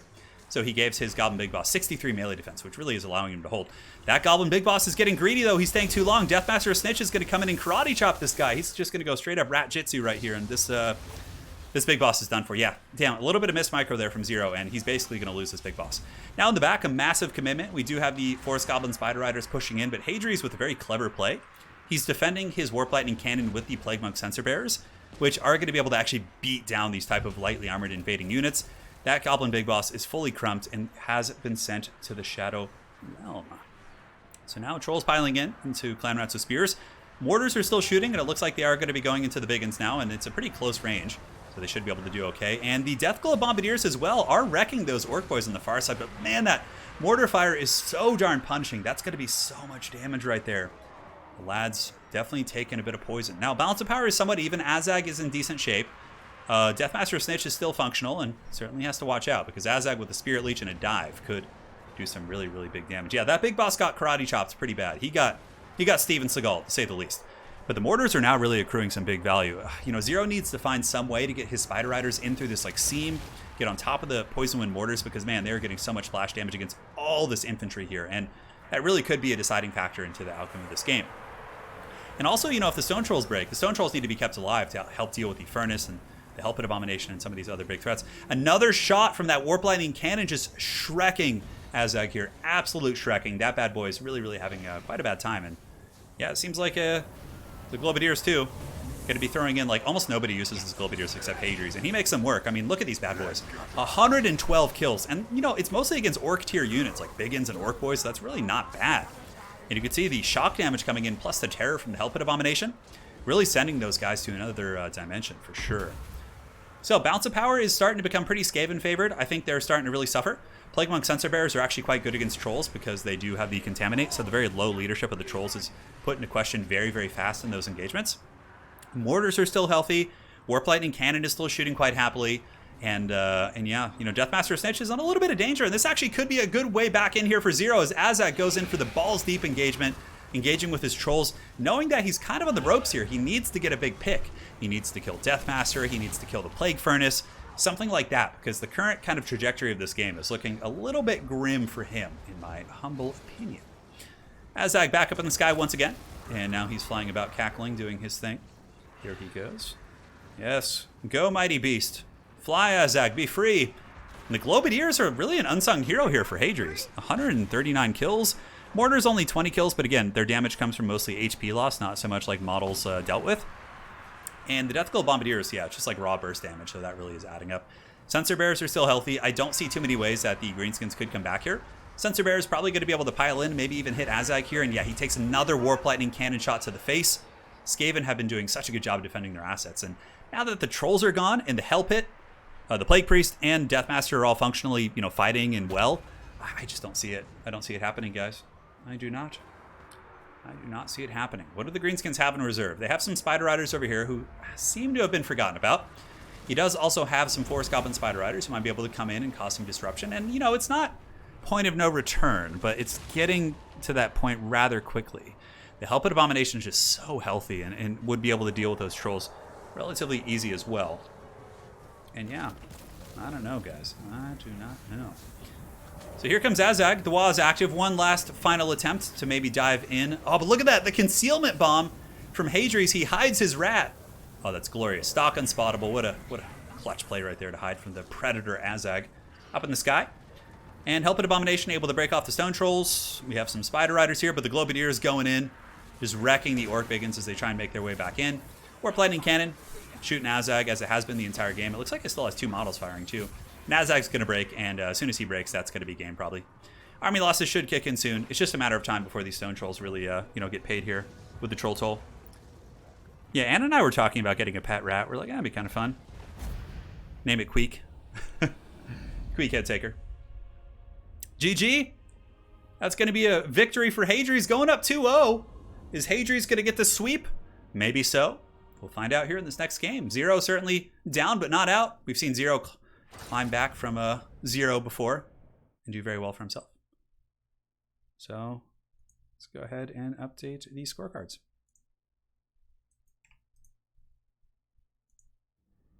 Cool. All right, so now take a look at this, guys. So these are the old Khorne Berserker models. Like, if you go to Games Workshop and you're like, hey, I want Khorne Berserkers. This is what they're going to sell you, even to this day. These are the Khorne Berserker models. They are so god-awful. Like, look at the frickin' face on that vampire guy on the bottom left. Just such trash. Like, oh my god, the worst models. Now that you've seen this monstrosity, let's go ahead and go to the podcast so you guys can see. All right. So this is a Kit Bash model. Check this bad boy out. This is a can you see this? This is a Khorne Berserker. It's kind of hard to see because, like, it's a really small surface. He's got like a great cleaver.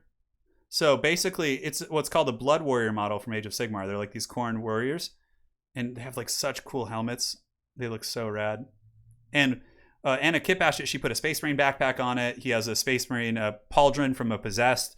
So you just like add a Space Marine backpack and then add on like a Space Marine shoulder pad, and like you have a Kitbash Khorne Berserker, which is so metal and like so cool looking. We haven't painted that bad boy yet, so it's a work in progress. But all right, there it is. All right, cool. So next map, we'll do the Warp Stone mine. No, this one is actually really bad for like choke points and things like that.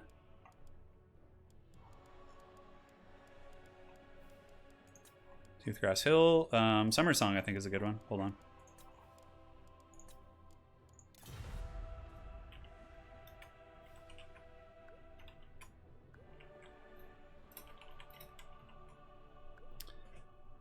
Yeah. I know. It's really cool looking. And so we have a whole squad of 10. Lady Turin did those, and she kit bashed them for me. Because I can't quite do handiwork. You know, I can't, like, squeeze or clip things. Yeah. Jesus Turin, did you get cast in the next Trailer Park Boys? Dude, if they wanted to cast me, I would do that 100%. Like, 100%. Yeah. The mullet and the mustache, it's the quarantine look. It's the quarantine look. Yeah, dude. I'm telling you, man, just get Blood Warriors from Age of Sigmar. It comes in a box of 10, so you can get 2 squads of Khorne Berserkers. It comes with like 1 million axes. So just get Blood Warriors from Age of Sigmar.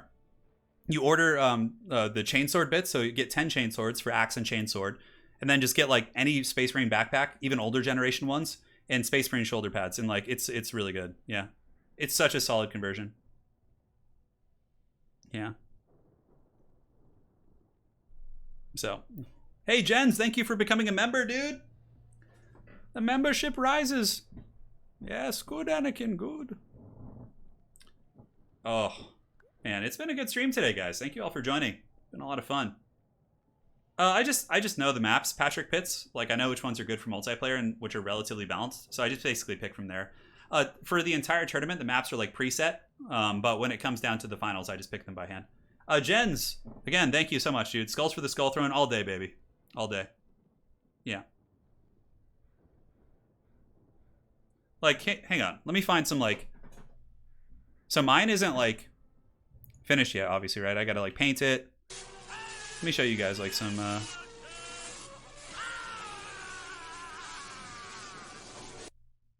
Hold on.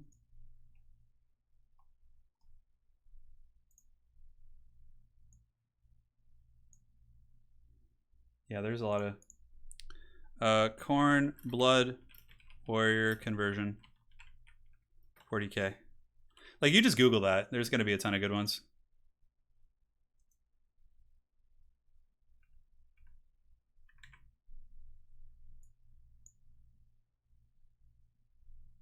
Are these even conversions? No, I don't think so. Hold on, guys. I'm trying to find some conversions here. Oh, man, these are nice. Yeah, I'll do it another time. It's kind of annoying looking for all that.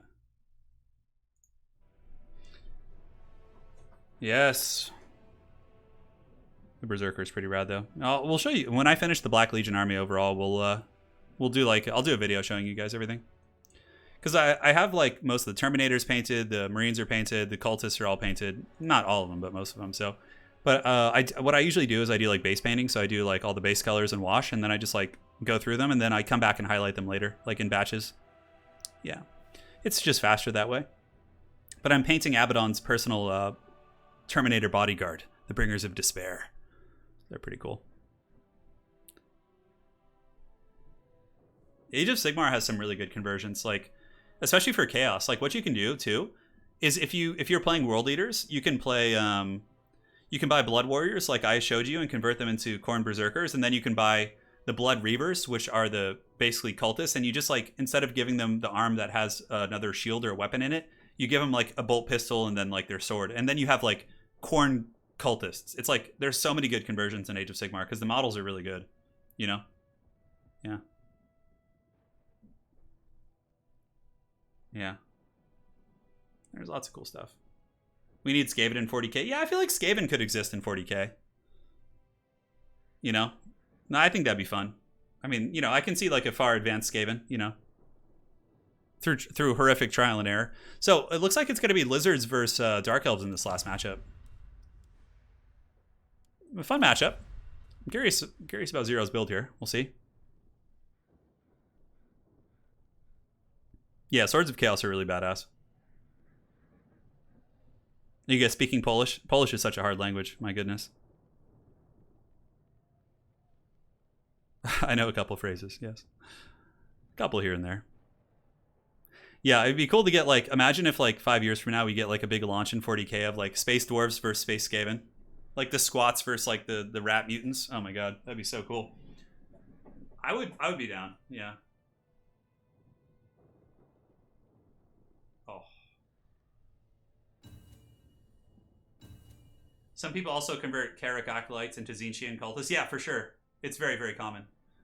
I have a friend who plays Thousand Suns, and he has that. It's really nice. I'm just sitting down right now. Oh, I'm not assuming it's the last matchup. I'm saying it's potentially the last matchup. No BMing, guys. I'm just getting tired. I only got like 5 hours of sleep last night. I even said before the game, I was like, if anyone can come back from 0, it's going to be 0. Come on now. Potentially the last one. Looks like both players are ready. So they originally had Space Skaven, probably in the 80s, huh? Space Dwarves, you mean Vanilla Marines? I know. And also, guys, if you're looking to get into playing Chaos, all Marines are getting 2 wounds. So, like, Khorne Berserkers, Plague Marines, like, they're all going to be getting put up to 2 wounds to match Primaris, which is great, because it was such bullshit. All right. And you just have these, like, shitty Chaos Marines just getting wrecked. But now, the times are changing. Will Zero be able to come back from the clutches of defeat? Find out on the next episode, which is starting right now. So for the Force of Zero, facing off against the Faldruki. Let's see what he's got. He's got Saurus, he's got Skinks, pretty standard lizard core, but let's go ahead and take a look at the leadership. So it is going to be a Slann of Life. Double Skate Chief on foot for the darts. That's actually kind of cool against like big flying annoying characters. A super wide army with double Feral Carnosaur to fight the big Chunguses. Very cool. Yeah, I've seen all the new Necron models. They're really neat, yeah. But I already have so much chaos. And we have a donation from A Small Chicken. Spoiler, Sean Bean dies. Dude, you spoiled everything. You spoiled every Sean Bean movie ever made with that donation. Thank you so much, A Small Chicken. Sorry I missed your donation before, bud. And now for the forces here of Hadries, we have Repeater Crossbows into the Sunset. Very standard at taking out big dinos. Dread Spears, Sisters of Singing Doom, Big Papa Malekith, and Triple Scourge Runner with a little bit of a Bolt Thrower support. Very standard stuff. Very standard stuff. Yeah. A Small Chicken, yeah. Space Marines are really strong. Definitely top tier. Like, there's no way Chaos Space Marines can compete with Space Marines. Like, if you have 2 equally skilled players who have, like, similar luck in a game, then, like, regular Space Marines, or, like, you know, Space Marines are just going to dunk on Chaos Space Marines, like, probably, like, 80% of the time. You know.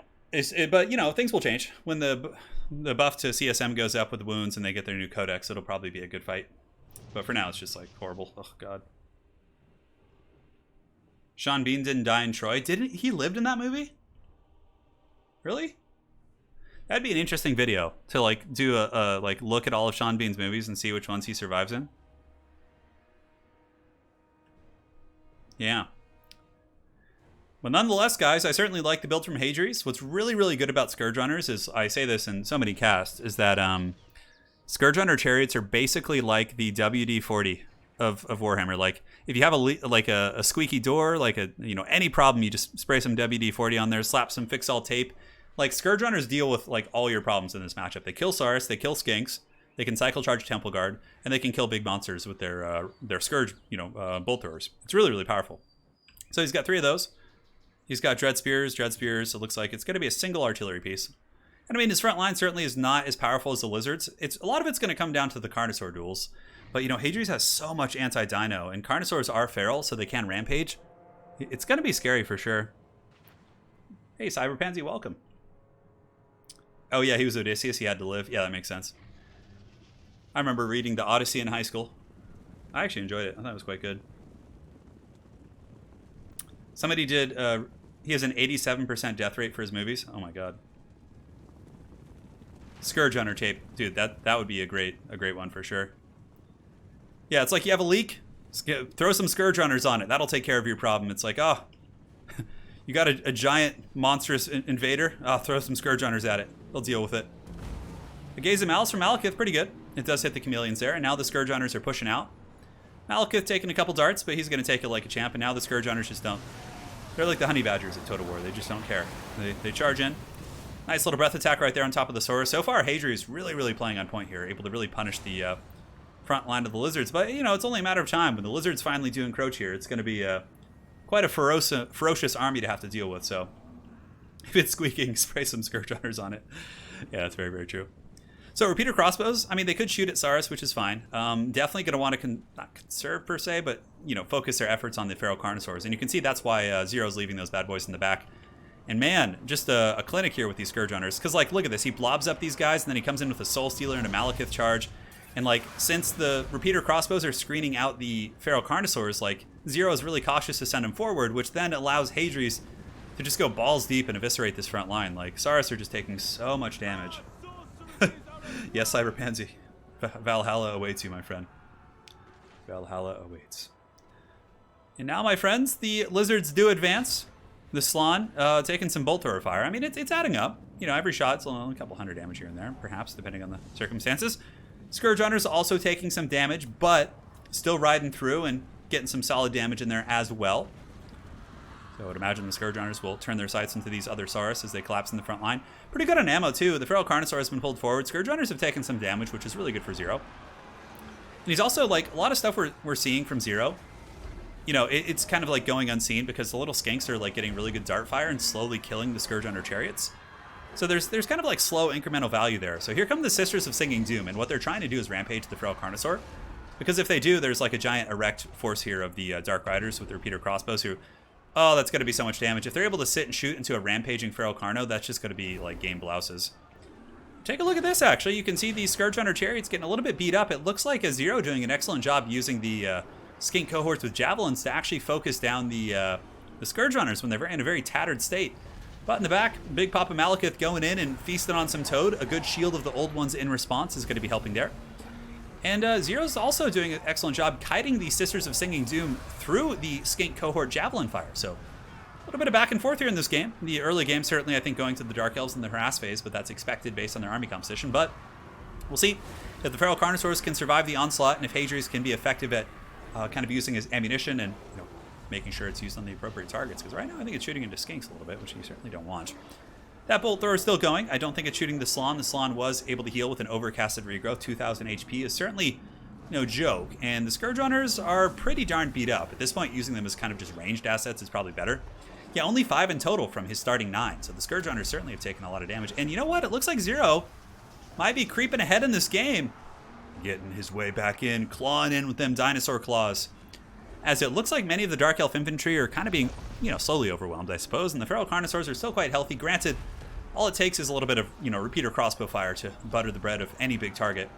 The Slann is very slow, too. That's also a concern. Like, the repeater crossbows could just sit and snipe the Slann right here if they want to. There's some Jurassic Park. Jurassic Park is nearby with the Feral Carnosaur, and it looks like, ooh, this Banishment could be really big. Is Hadri's going to see this? Oh, he doesn't! And the Banishment tears through those repeater crossbows. That is a ton of damage. It didn't kill a lot of models, but it did a lot of HP damage, and it also kind of helps to break some of those Bleak Swords there. And where is Malekith going to go? You know, I really love the pick here by Zero, the little skink chiefs. Like, they're so annoying and small targets, and they can just, like, kind of poke, have a ton of ammo. It's really a kind of a cool inclusion for sure. So now Malekith is looking. He's looking for an opportunity to snipe something, maybe, you know, get on one of these Feral Carnos. Perhaps if he could rampage something. Sisters of Singing Doom pretty much karate chopped here. Those ladies look like they're having a really bad time. And Malekith flying above, I think he's opting to go for a breath attack. I think that's why he's flying over towards the Slann. I think he's going to park above the Slann and try and get a breath attack. Maybe no, he's actually going in for the melee engagement.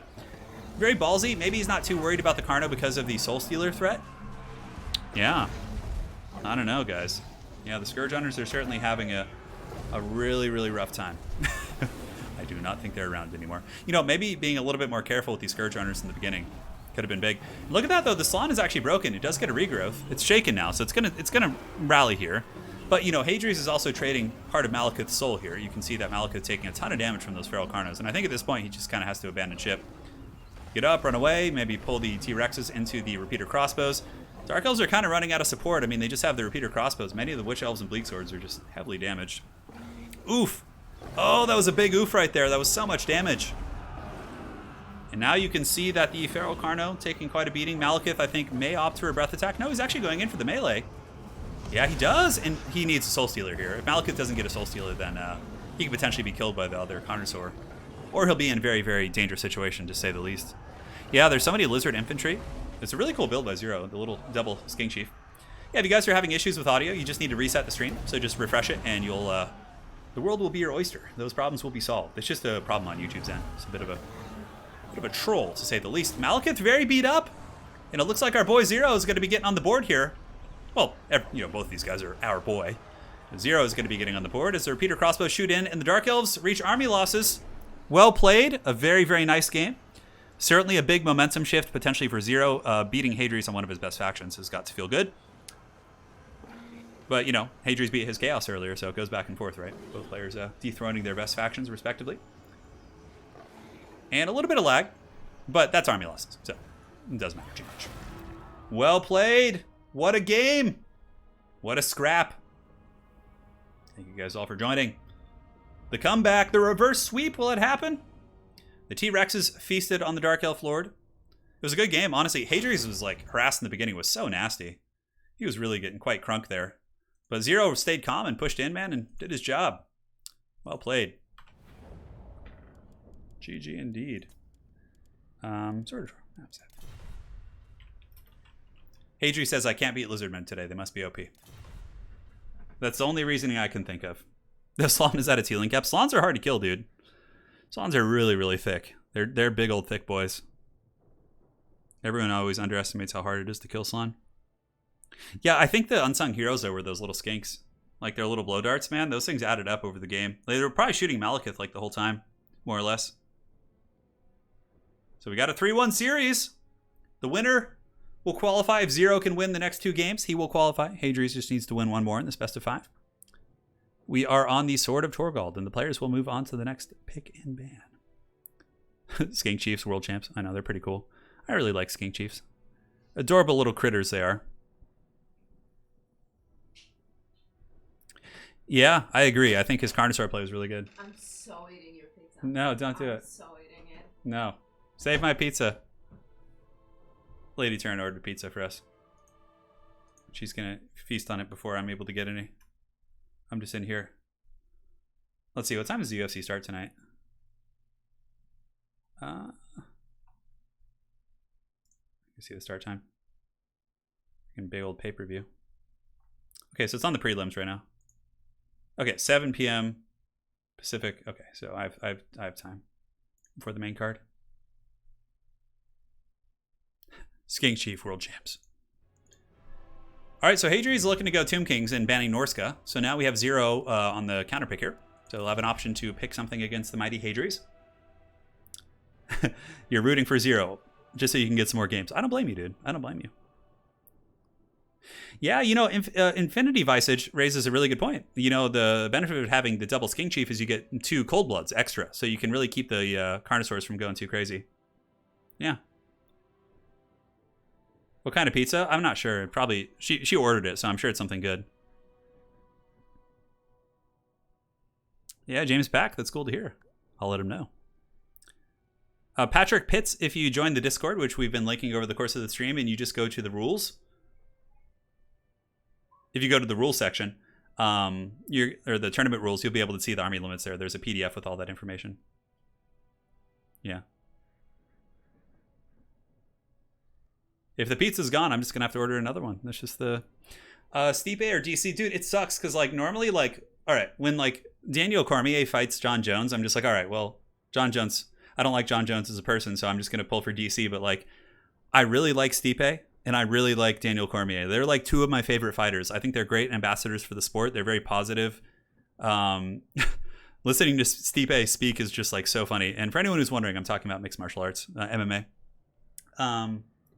But I don't want to pull for either of them. You see, the thing is though, I'm slightly leaning towards wanting DC to win because he's retiring and he's older.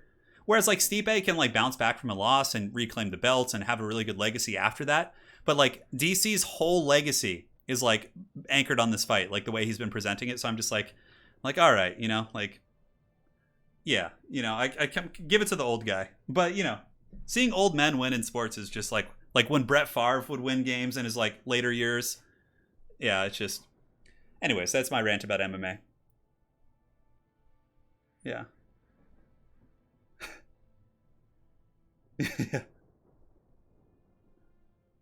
Yeah, life is good. Life is good indeed. So it's going to be Tomb Kings vs. High Elves. I can assure you we're going to be seeing some dreaded caskets. The caskets will cometh in greater numbers. Are you guys talking about pizza? Debating the classic pineapple pizza debate? Yeah, it's always a fun one. Yeah, I mean, if you're from the same city as Stipe, dude, you have to pull for him. And he's like a working firefighter. Stipe Miocic is so awesome, man. Like, that's why it's so hard to pull in that fight. Yeah.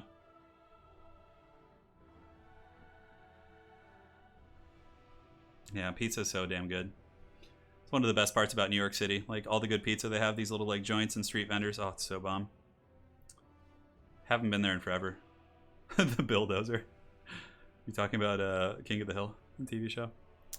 Isn't the Bulldozer what they called, like, Bill when he, like, goes back to play football one more time?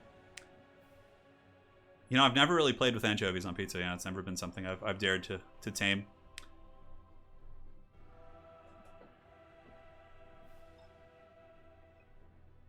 We need to start a crusade against pineapples. Oh my god.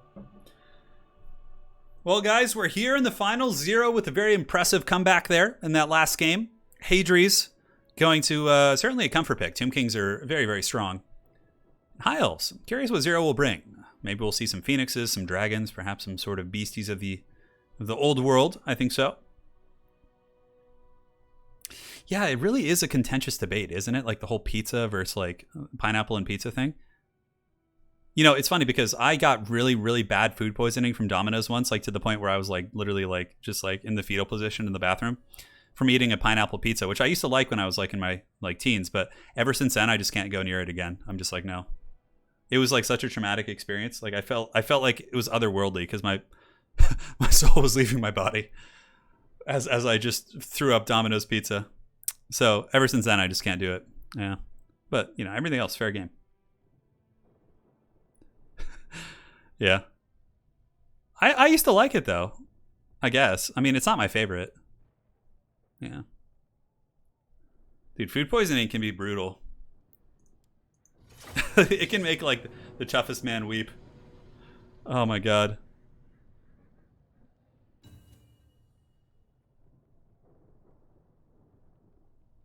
Everything goes on pizza. Is there such a thing as chocolate pizza? Naval Warfare says, as someone who's very allergic to pineapple, I just enjoy the debate from the sidelines. Yeah, it's probably a good idea, bud. Somebody's like, see, Turin risked his life eating that thing. Yeah, no, Domino's pizza sucks. But like when you're like a college student who doesn't have much money, like in, 2006 or 2007, it's like, you do what you can, man. I couldn't afford the bigger pizzas. You could get like a medium Domino's pizza for like $8 or something. Yeah. All right, guys. Potentially the last game, 0 on the ropes, but on the comeback here, the momentum is his. And now for the forces here of Hadri's, it's going to be triple Ushabti Grapo. Ushabti Grapo is good against a number of assets on the High Elf roster. Good against their elites, good against their dragons, their monsters, their cav. You name it. On top of that, we do have Sepulchral Stalkers, a nice kind of surprise unit. It's like, surprise. You just appear, you zap them, you have some fun. Carrion for disruption. Front line is going to be Skeleton Warriors. We have Ark in the Black, a Tomb Prince, and a Screaming Skull Catapult just to kind of troll those archers, which is great. Which is great indeed. Yeah. All right, guys, and here we go. Here we go indeed. Now for the force of High Elves and 0 on the comeback. He's rocking triple Eagle Claw Bolt Thrower. Front line is going to be Spearman. Up in the sky, he's got Alariel, the Pigeon Queen, coming in with them fat heels. Star Dragon as well, and a couple Spearmen in the back with a Handmaiden of the Ever Queen. It's kind of cool. You know, ranged AP attacks, maybe shooting at some of them with Ushabti and sniping artillery pieces. It's kind of a cool inclusion. I do like that. Yeah, very much Bolt Throwers too. So Bolt Throwers counter Ushabti. Constructs are countered by Star Dragon. That's kind of the formula the High Elf Army is going for here. And you know, I'm really curious to see how the catapults plus the triple Ushabti will trade with the Bolt Throwers. Like, will they win this trade? I haven't played in a little bit of time. Oh no, Lady Turin says the pizza's gone. She's probably hidden it. She's probably hidden it somewhere in the house. Or maybe she fed it to Wookie. Wookie is her loyal gremlin after all. Little Poochie. Yeah, I'm curious. I mean, 1-for-1, Ushabti versus Bolt Thrower, I'm not really sure. It's been some time. I used to know the answer to that, but it's kind of eluded me. Yeah, Setra's really good. Setra's like not only a flavorful and cool lord in terms of lore, but he's also very powerful. Great duelist, has a decent lore magic, you know, some good items. You know, the difference maker here might be the catapult. Like, the catapult does have a discourage effect, so a catapult plus 3 Ushabti Grapos shooting against the Bolt Throwers could be enough to win the trade. So, we'll see. But the Handmaiden of the Everqueen's there. Also, the dragon can fly over and get its breath attacks, and, like, if the dragon gets focused, he has healing for it. So there's some cool give and take there. So, the Bolt Throwers are shooting. Looks like they're going to be immediately, I'm sure, switching into the Ushabti. Their initial fire was on skeletons, but that was just auto fire.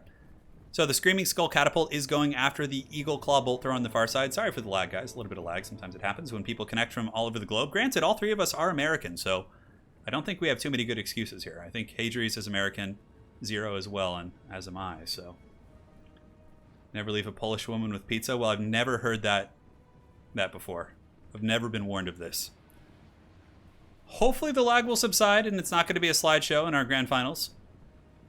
We could always pause if need be and let the lag resolve, because these players weren't lagging too much in the early game, so I think somebody's internet is just struggling. I don't think it's mine. My bitrate looks good, but you never know. Do we have an infiltrator in here? No. So, I mean, if they do lag or disconnect, we could just replay the game with the same armies. But hopefully whoever's having a potato connection right now will resolve their issues here in a moment. What's my name on social medias? I can link my Twitter. My Twitter, if you go to my Discord, not Discord, but just any video of mine, you'll see a link to all my social medias below. I just have a Twitter aside from this. the classic American internet. I think somebody's like internet is just like choking the chicken right now, and okay, it seems to be stabilizing a little bit. Yeah, okay. See, like everything's more or less moving okay now. So far the High Elf Bolt Throwers are, you know, out trading those Ushabti, but you know they're also losing some value here. I don't think there's anything to... Obviously, Foz protection can be pretty nice, but look at this. It's kind of a cool play here. Oh, man, Zero doesn't want to get caught here. The Handmaiden of the Everqueen does not want to be fighting a Tomb Prince. This is a really, really bad trade for her. She needs to get away. Yeah, and she was able to peel back. 1 unit of Ushabti certainly taking a lot of damage. And look at the ambush here. The Sepulchral Stalker is actually ambushing the Handmaiden. Able to get some shots. And yeah, this is a good play from Hadries. Definitely, I would commit the Carrion. Carrion will take some time to kill using, you know, Spearman and or Silver and Guard. So definitely getting those bad boys in on the Bolt Throwers. And look at that. 2 Bolt Throwers are offline, guys. That is a big problem for Zero. On top of the fact he's also taking damage on his Handmaiden. Because now, you know, 1 Ushabti's down. Ushabti Grapos, I think, cost 1,100. Bolt Throwers cost 7. So in terms of, like, value accrued, I think the Tomb Kings still come out pretty far ahead. However, in the backside of the map, I mean, the Star Dragon's just going balls deep. So both players are getting kind of picks where they can. You can see here, yeah, the Star Dragon able to wreck the Screaming Skull Catapult. I mean, he could stay and finish it off, but the Ushabti Grapo Focus Fire plus Arc and Spirit Leech will be very, very nasty. But yeah, so what Hadries is doing here is now he's using the Carrion to chase down the crews, the Eagle Claw Bolt Thrower crews, to make sure they don't come back. And it looks like the Tomb Prince was able to goon out the Handmaiden of the Everqueen. But on that same note, Zero comes back with some Silver and Guard. And Alariel getting in there and pecking the eyes out of this character. And look at that, the Handmaiden shooting in with some bow shots as well. So that turns out to be a good trade. Tomb Princes are very expensive. So that's a big, big loss there for the Tomb Kings. And honestly, we have a very, very even scrap on our hands. Both players have taken some substantial damage. And yeah, this is a good one. I'm enjoying this. Yeah, King of the Dead is probably in one of their attics, just like chewing on their internet cables. That's, I would imagine, his jam. So here the Carrion swooping in once more to go after the Eagle Claw Bolt Throwers, and it looks like they might be able to officially finish them off. Star Dragon coming back a little bit, maybe not the best usage of its time. It wasn't able to fully finish off the Screaming Skull Catapult. It got pretty darn close there, but wasn't able to do the trick. An Overcasted Spirit Leech from Arc in the Black should be able to put the Handmaiden down, but oh, look at the response here. Beautiful play there by Zero. He times it perfectly, so the Handmaiden gets the Star of Averlorn, saves it from dying, also hits the Star Dragon, and the Pigeon Queen. What a masterful, masterful Star of Averlorn right there. That was great. However, 2 Shopty Grapos are still shooting. If the High Elves want to come in with the Dragon, they're going to have to worry about Sepulchral Stalkers. There's certainly a lot of things here that are going to be quite nasty, but it's really anyone's game. So the Bolt Thrower crews are back. Okay, there's 2 Bolt Throwers that are functional once again. It looks like there's 2 Shopty Grapos left, and both of them are shooting at the Bolt Thrower, trying to win the ranged game. Although it really makes me wonder, at this point, is it worth it to shoot the Bolt Throwers? Or should that firepower be getting used to take down the Star Dragon or some of these other characters that might be a little bit more impactful in the short term. But yeah, time will tell. Staff of Nagash is activated, and the Handmaiden of the Everqueen trying to snipe in there. Screaming Meme Catapult shooting in. And the Sepulchral Stalkers ripping some shots up in the sky. It looks like Alarielle might go back there, but man, look at the breath attack from the Star Dragon. It's only skeletons, so really only like 150 gold worth of value, but it still does break open the front line here that potentially could allow the High Elves to advance with their Silver and Guard. So Alarielle's coming back here, and she actually is able to one-shot one of the catapults there. This is a big pick. If she does a little bit more damage, like just a little bit more damage, this thing will crumble, and then it'll probably disappear on its own. So Star Dragon going in for Arc in the Black. This is really, really big. This could actually give Zero the game. Star Dragon, oh my god, it is just tossing the salad of Arc in the Black. He is having a horrible time here. 16 leadership, was at -4 at one point. Trying to run, that was almost just game blouses right there. And the Star Dragon does get punished by some Ushapti Grepo Fire, but not before Arc in the Black takes like 60 to 70% HP damage. That was a very, very substantial beating he took there. So the battle for the old world rages on. Chosen of the gods, Ushapti Grepos have now realized that they're like, screw the bolt throwers. This dragon is a threat. It is destroying Arc in the Black, and you can see the Handmaiden of the Everqueen coming in. A little bit greedy, maybe, but might be going in, trying to finish off. But, oh yeah, this is... Sepulchral Stalkers might be able to turn and shoot her down. They are going to turn, reform ranks, but it's going to be hard to protect Arkin from all that. That was some deep, deep damage. Yeah, that was really, really strong. Star Dragon's very low, but at least he did some damage on the way out, and Alarielle probably has... Oh no, don't you dare crash. This is such a good game. So she's got Earthblood, maybe another Star of Avalorn. She might follow the Star Dragon, try and salvage it. That certainly wouldn't be a bad idea. Here you can see some Skeleton Spearmen, battling Spearmen, and just having a wet noodle contest. Yeah, Arkin got Arkined. Yes, that's a very accurate statement. And the Bolt Throwers are shooting in once again. Arkin the Black is very low, taking those Bolt Thrower fire. I mean, he's a small target. And he should definitely hide amongst his Skeleton Spearmen, but I don't know if it's going to be enough to save him. Star Dragon does stabilize, and now what's going to happen is Zero's going to come in and pop a fat Earthblood right here and heal all 3 of these units. And that's just going to probably tilt the bounce power so horribly in the favor of the High Elves. That is like Value City right there. We'll kind of keep an eye on it from a distance. The Ushapti summon from Hadri's, very good usage. Able to shut down some archers in the back. Might be able to actually finish those bad boys off. Tomb Kings still have a bit of a force here. I mean, they have 2 Ushapti Grepos with pretty good ammo. And yeah, look at that healing. Oh, Anakin, that's so good. Oh, look at that heal just going down. Bringing that dragon from like 1,500 up to 2,500. That is fat. That is really, really fat. Tomb Scorpion chasing down some Spearmen. I think there's some Silver and Guard here. Ark in the Black certainly should not be fighting here. He still has magic, so obviously he's going to want to be safe. But I mean, okay. I think he's trying to recharge his Skeleton Summon. I think that's what's happening. So I guess that makes sense in a way. They're just Spearmen. And Arkin does have 50 melee defense. He's not like a slouch. But 380, I mean, is he going to get any more magic off before the High Elves come back in? And now the High Elf, the Tomb King Archer line is going to be switching. Those archers in the back got taken out pretty good by the Ushapti summon. Arkin is at 311. Amber is the color of Arkin's energy. And here comes Alarielle the Radiant, going to be swooping down. Oh boy, he gets tossed. 206, 195. The bird's going deep. And I think Ark in the Black is probably going to fall here. You might be able to get one more Spirit Leech off. You can see Hadri's really responding with an aggressive response, trying to save Arkin, but how does Arkin stabilize with 118 HP? That just doesn't seem right. -2. There he goes. His leadership's going to start tanking a little bit. This has been a solid scrap. A really solid scrap indeed. Man, my arm is getting tired from shaking that Chaos Black primer, but it is too much fun to watch. Right on, man. Yeah, I use Chaos Black for my Black Legion as well, with Abaddon Black to touch it up. You know what? Alarielle's kind of getting gooned here. She needs to get out of this situation. I mean, this is, if she goes down, that does give the Tomb Kings a way back in this game, potentially. Here we have another engagement. Handmaiden of the Everqueen going in to fight the Ushapti Grepos, but the Sepulchral Stalkers are going to be piling in as well. I mean, this game isn't over yet. Alarielle able to get away, though. That's really, really big. That's certainly a big start there. And yeah, I mean, if High Elf Spears can get in there, maybe some of the Lothern Sea Guard could be like pathed around there. Yeah, and I think Hadri's withdraws. He knows it's over. The Star Dragon plus healing. And guys, we're going to Game 5, baby. Here we go. The rubber match in a best of 5. It doesn't get much better than this. Now let's go ahead and update these scorecards. Here we go, baby. The biggest, the baddest. I should just put them on like the worst map. Red Desert. Oh my god. Northern Chaos Space? Is this the one that has like the really terrible like obstacle in the middle? I think it is. Map set. I think Chaos Space is fine. This is one of the good ones. Yeah, man, that was something. That was a good game. Really, really good comeback, man. 0 with the reverse sweep, maybe. This is it. This is for all the marbles. Whose name is going to go down in history. Speaking of Zyphos, why aren't you playing, man? These tournaments. What are you doing over there? Just kind of hanging out? Zyphos, of course, is the only person other than Falcon to ever win one of these Eternal Challenger League seasons. So season 1 was Falcon, season 2 was Zyphos, and then 3 and 4 were Falcon also. So I expect you to come back and defend your strap, dude. Yeah, we're doing it. Game 5. I like how Larry was like 5 times better than the Handmaiden in Melee. So, same as best of 3.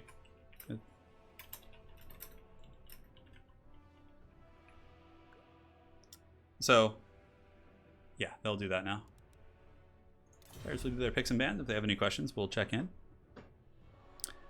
Chaos has already been played, so and Hadries doesn't play Chaos, so I don't think we're going to see Chaos here. We could see a Norska. I don't know if we've seen Norska. Maybe. Oh, you can't play tournaments? Even on the weekends? What, do you work on weekends now, Zyphos? What days work for you, man? Because I could host one during the week, if you'd like. I thought about hosting one of the qualifiers this season at like a really weird time so people in China, Korea, and like, you know, other time zones could play in it. Oh god, my stomach's growling.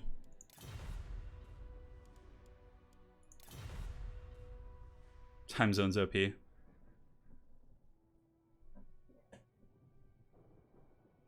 Yeah. Just stretching out the old paw. Swelling's going down slowly but surely. Still a process. Yeah, I did that last time. Like, I did a qualifier so that like Australians could play easier, and because yeah, it's really rough. I know for certain time zones. So Zero's gonna go Norska, Dwarves, and Empire. Solid 3 picks. Hadries will do the ban one on there. A special Zyphos qualifier with only weak opponents incoming. No, there's a lot of great people who play in those time zones. There's some amazing Korean players, Chinese players, and people from. There's a lot of good players from Australia as well. No, it'd be a scrap.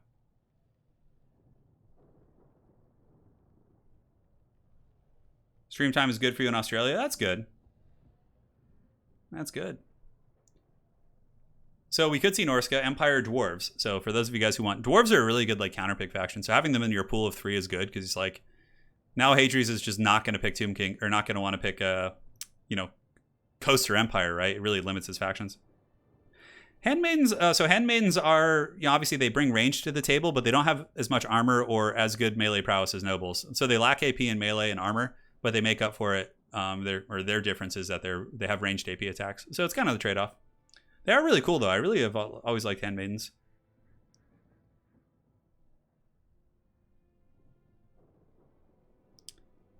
Oh yeah, Fari. That was a fun video. All right, before the old surgery. That was the day before my surgery, actually. It's been about 5 weeks, give or take. No work on weekend, just IRL stuff. Okay, got it. Yeah, and the tournaments are so long too. They're so long. Like these bad boys are really long. Turin focusing on extracting the wealth of Europe to the colonies. That's really funny. Oh man. Yeah, it was just a silly game though. Zyphos had just finished playing like fucking 100 games, and I was, you know, it's hard to do that, man. To marathon those games like that. So players are still working out the picks and bans. Hadri is obviously being very careful here because this is the big Pumbaa. This is the alpha game. Yeah. This is the creme de la creme, the final battle to decide the fate of this qualifier. It's been a glorious stream, just over 3 hours. Yeah, bolt throwers are pretty good though. I actually like bolt throwers. I think they're useful. They're really cheap too. That's like a nice price point for them. Probably not going to play Troy now. I don't think so. I like, the only thing I would do in Troy would be a head-to-head. If Italian Spartacus like came to me and was like, "Hey man, I want to do a head-to-head," I would. But like, if he doesn't express interest like that, then just, yeah, not too interested in Troy. I mean, a head-to-head could be fun. Because I think it'd be really funny to do like the thematic, the thematic Troy situation with him and I. And plus, like, neither of us have experience in that game, so it'd be pretty fair. Oh, I'm not gonna grab a slice. I can't, because then if I eat a piece of pizza, like, in between, I'm gonna, like, be thinking about it the whole game. I have to just, like, separate myself. Yeah.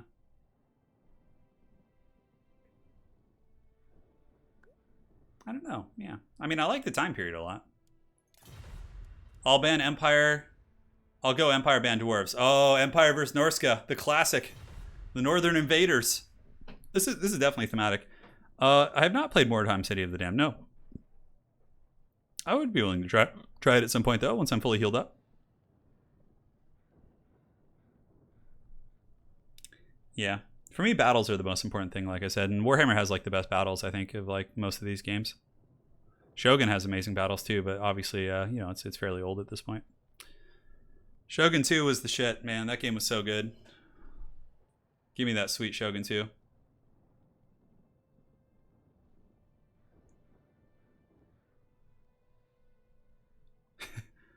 Yeah, Troy doesn't have multiplayer until November, yeah. So, I wouldn't be able to even do a head-to-head with him until November. Because I feel like head-to-head campaign would be a really fun feature in that game. Like being able to replay that scenario. Small Chicken asks, Turin, what would you think of Total War Age of Sigmar? So, all right, here's the thing. If they do Warhammer 3, flesh it fully out with all the DLCs, they do Warhammer 40k Total War at some point, hopefully, right? After that, I'd be cool with Age of Sigmar. Because, like, if it means more fantasy, like Total War, and it's, like, done just as well as this game, I'll take it. Like, honestly, if Age of Sigmar wasn't correlated or, like, tied to Warhammer Fantasy, people would probably like it and not give it as much shit. Mainly Age of Sigmar gets a lot of crap because it ended Warhammer Fantasy, which was beloved by many people. So, but yeah, I would take it after 40k. But I think that's more of like a long-term kind of thing, you know? Yeah.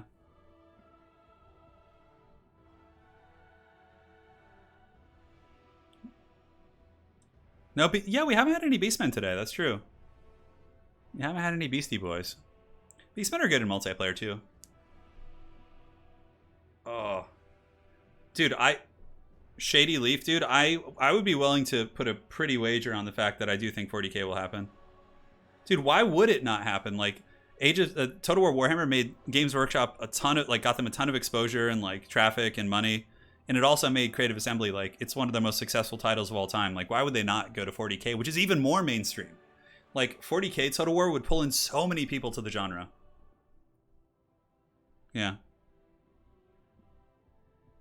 So they're gonna do 40k. Like, they're gonna.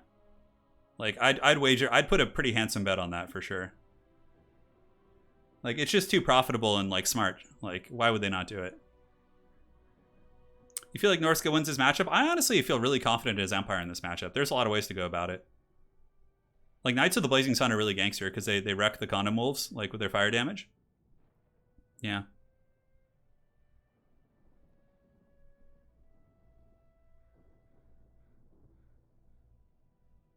Yeah, they're going to do 40k. It's happening. It's got to happen. It's just, dude, that's going to be like life consuming. Oh my God. I can't wait to be in like a quick battle and just like deep strike Terminators onto the battlefield. Dude, that's going to be so epic. Like, imagine how cool deep striking is going to look in multiplayer. Just like flanking someone with like Terminators coming out of the teleportarium. Dude, that's going to be so cool. Oh my God. Yeah, I'll definitely play Darktide when that comes out. I'll hit that one pretty hard. Okay, so it doesn't make sense. What are you going to have blocks of guns not taking cover and sticking in a blob? There'll be cover, I'm sure. It's not that hard to implement. I mean, just there's tons of like shooting games that are like small squad based, but if you look at the lore of 40k, the battles are massive, oftentimes open field engagements that are just huge, atrocious like bloodbaths. You know, so like you can justify big open field battles. They'll probably just have like ruined buildings that block line of sight and you can like run around them. Like, yeah, it's going to be great. How would you do the campaign map? I honestly think you could just do a galaxy campaign map. Like, you know, you have like your movement is just to different galaxies and planets, and like each one represents like a base basically that you build on. Like, Dude, Lord of the Rings Total War, I would have an erection that would like last the rest of my life. I would develop a medical condition where the erection would just never disappear if Lord of the Rings Total War happened. Like, oh my god. I know it's probably too similar to Warhammer to like do soon, but like if like 10 years from now they just go in with Lord of the Rings, dude, it would just be game over. Oh my god. Yeah, or like Tyranids coming up from below, or like Tyranids dropping out of the sky even. Yeah. Total War 30k would be cool, but that would be like blue balling us. If they did like Horus Heresy only, it would just be a massive blue ball. Like everyone would just be like, all right, so when's all the Eldar and the Tyranids and the, you know, other stuff coming? Yeah. So, everything looks good, yes.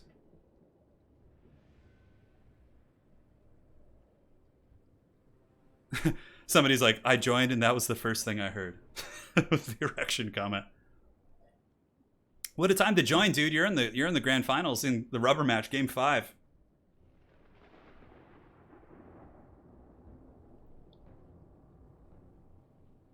All right, guys. The Hobbits are OP for sure. So this is it. This is for all the marbles. It's Hadri's facing off against Zero and his mighty Norscan hordes. Both players very, very good at these respective factions. Honestly, playing Dark Elves and Empire has many similarities for sure. Certainly some crossover there. So for the Norscan hordes, it's going to be a front line of Marauders, secondary line of Great Weapons. We do also have the Condom Wolves, so there's going to be some Skin Wolves there, and I think that's it. On the far side, we got Marauder Horsemasters, 2 units on each side, 1 Throwing Axe and 1 Basic Horsemaster, a Pendulum Caster, and then we do also have Wulfric on his Mammoth. So classic Norscan build. You go wide enough to swamp Empire gun lines, and you know, you bring some magic and, you know, disruption with the Horsemasters to deal with the Empire Heavy Cav. So yeah. Dude, Jason, if they went with 30k for game 1, I couldn't, Mr. Pig, I couldn't wait, dude. I would just be so upset. I would just want 40k. I hope they just do 40k. And then if they want to do like a weird saga title for like Horus Heresy, that would be more the setting, you know, in my opinion. Yeah. That would be cool. So now for the forces here of Hadri's, initially going up 2-0 and dropping 2 games in a very hotly contested series. These players playing for it all, putting it all on the line, baby. Outriders, Pistoliers, and some more Outriders with the grenade launchers.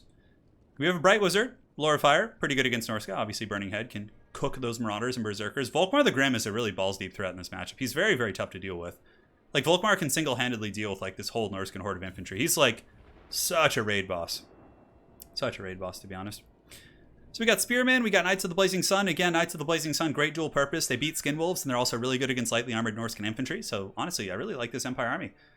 I'm surprised Hadri's didn't bring Gotrek. I know he's a big fan of Gotrek, so that was the one thing I was expecting, but, yeah.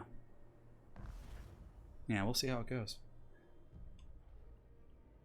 I haven't listened to too many of the 30k books. I've read a couple books from the Horus Heresy, so. I read some Thousand Sun stuff and some Black Legion, or Sons of Horus. Luna Wolves, whatever you want to call them. And now the great battle begins. For the sake of this battlefield, the Chaos Wastes will certainly get their blood toll here. Pistoliers are going to be scooting forward. Pistoliers are pretty good against Marauder Horsemen. 24, what are their stats? Yeah, 2014. I guess Marauder Horsemen are better in melee, so they can't really take that fight. So Pistoliers going to be kiting back. A little bit of an aggressive play here, but there's a lot of Pistolier overlap fire, so there's like tons of crossfire coming in. Oh, and the Knights of the Blazing Sun are going to get the charge, are they? It looks like they do hit a couple doggos, but Zero does a really good job pulling back. Now, on the other side, Outriders with grenade launchers are caught, not before they do a bunch of damage to the Ice Storm Marauders, and now Knights of the Blazing Sun are going to be charging in, and you can see the Skin Wolves running, trying to get away here, but Knights of the Blazing Sun with fire damage plus Volkmar, that's going to be nasty, but nonetheless, guys, we have Wulfric coming in. Wulfric is certainly a raid boss. He's going to be able to Hunter of Champions and push Volkmar back. Mass is generally how you deal with Volkmar the Grim. And yeah, a ton of Pistoliers and Outriders just kind of circling about. I think some of them might be regular Outriders, I'm not sure, but Seafang going down. Beautiful cast there right on the Sigmar Sons, who are pretty much perfect health, and those bad boys do get forced back. And now the Norscan Horde pushing very aggressively. Knights of the Blazing Sun are on the retreat here. Zero getting a really good surround. I think all the Pistoliers and fire support needs to come over here. This is really kind of the epicenter of the engagement. This is really going to be what decides the outcome of this game here, in my opinion. Burning Head being cast by that Bright Wizard does kind of get an unfortunate trajectory and does miss those Marauders. And yeah, this is, again, really the important part of the battlefield. But Volkmar is great at this. He's good at taking this beating like a champ. And certainly is happy to do it for Sigmar. Pendulum effect going down. So a miss there. Looks like both players are kind of trying their best to get these spells off and missing here and there because of the good reactions of their opponents. And how many Outriders? Pistoliers, Pistoliers, Pistoliers. Oh, those are 2 basic Outriders. And yeah, that's a lot of nasty fire. You can see the Condom Wolves are starting to get worn down. Knights of the Blazing Sun plus some sustained gunfire, certainly very nasty. And these Knights of the Blazing Sun could certainly turn around and start hammering some of these Marauders across the battlefield for free. Where are they going to go? Looks like one player withdrew? Or disconnected? What? No! Does someone think it's over? So Hadri's withdrew. That was like nowhere near over. Let me see what's happening here. GG? What? Maybe he has to go? No problem. So Hadri's just said he's having a bit of a tough day. But he says, I just want to die. Oh, God. Well, Hadri's, man, we're here for you if you need it. Yeah. And there you have it, guys. So, yeah, it was a long day. He played a lot of games, guys. So, big round of applause for our boy Hadri's. He probably got tired. He had to play so many strong opponents. So, probably got a little bit burnt out there, which, you know, it happens. You know, these tournaments are super long. And I would imagine, you know, it can get you. Zablaski in chat saying the game was more or less over anyways. In that, you know, the Knights of the Blazing Sun had been defeated. Norska was healthy. So I certainly see Random Nick saying it was over. Okay. So a lot of people who are obviously very seasoned players saying it's over. You know, I thought there was a bit of a chance. I mean, Volkmar plus like the firepower he had, like in the Skin Wolves being beat up, I think the Empire had a chance of coming back. Hadri's in chat saying, sorry guys, I've just had a rough day in game and can't do it anymore. Hey, no problem, dude. I just want... Go feast, man. Go treat yourself to a great meal. Yeah, tournaments are very taxing for sure. All right, guys, and now we go to the player list. And we shall add in Zero, the Dark God's personal champion. Will be getting added to the Hall of Champions for today. All right. I'm sure we'll see Hadri's back in top form. Perhaps in one of the future qualifiers. Nothing to apologize for, man. You played a great game, dude. Hadri's, you had a rough run today. You had to play so many good players, so many games. Somebody that went to game 3. But Zero is going to be our qualifier. The Dark Gods cackle this day as their chosen champion does advance on. So far in the grand finals for this season, we have Talaxon Soothsayer, we have Anticity, we have Felcon, Flying Taco, Fist Tech, and Zero. Those are going to be our qualifiers. That is that. It was a big tournament, man. We had over 60 people, and like the tournament didn't go slow. Like it advanced at a good pace, but like with that many people, it can be really long for sure. People were, yeah, it was a good time anyways, man. You know, people were starting to talk about Teletubbies. Chat was getting a little bit crazy. So we had a donation from Chairs Missing. Small token of thanks for all your streams in an Aussie-friendly time zone. I got you covered, man. I've always wanted to go to the land down under. All right, guys. That is it for today. Congratulations to Zero, our champion, and to the runner-up Hadri's for some amazing games. It was certainly very, very fun. And we'll be back with the Eternal Challenger League next week. It's going to be on Sunday because my son Herbert Walker has a big tournament on Saturday, so I want to have it on a different day. So we're going to be on Sunday next week. Maybe a stream during the week. I'm trying to like rest during the week to let my physical therapy kind of set in and take it easy. But definitely a very, very solid set of games. I mean, Zero was down 2-0 and he really came back and had a nice sweep of games. So that's it. I'm going to go watch the UFC, eat pizza, and hang out with my smoking hot wife. Thank you to the mods for hanging out all day and helping out. It's always a pleasure having you guys here. And to all you guys, new players playing in today's tournament, well played. Looking forward to seeing you guys in future events. And yeah.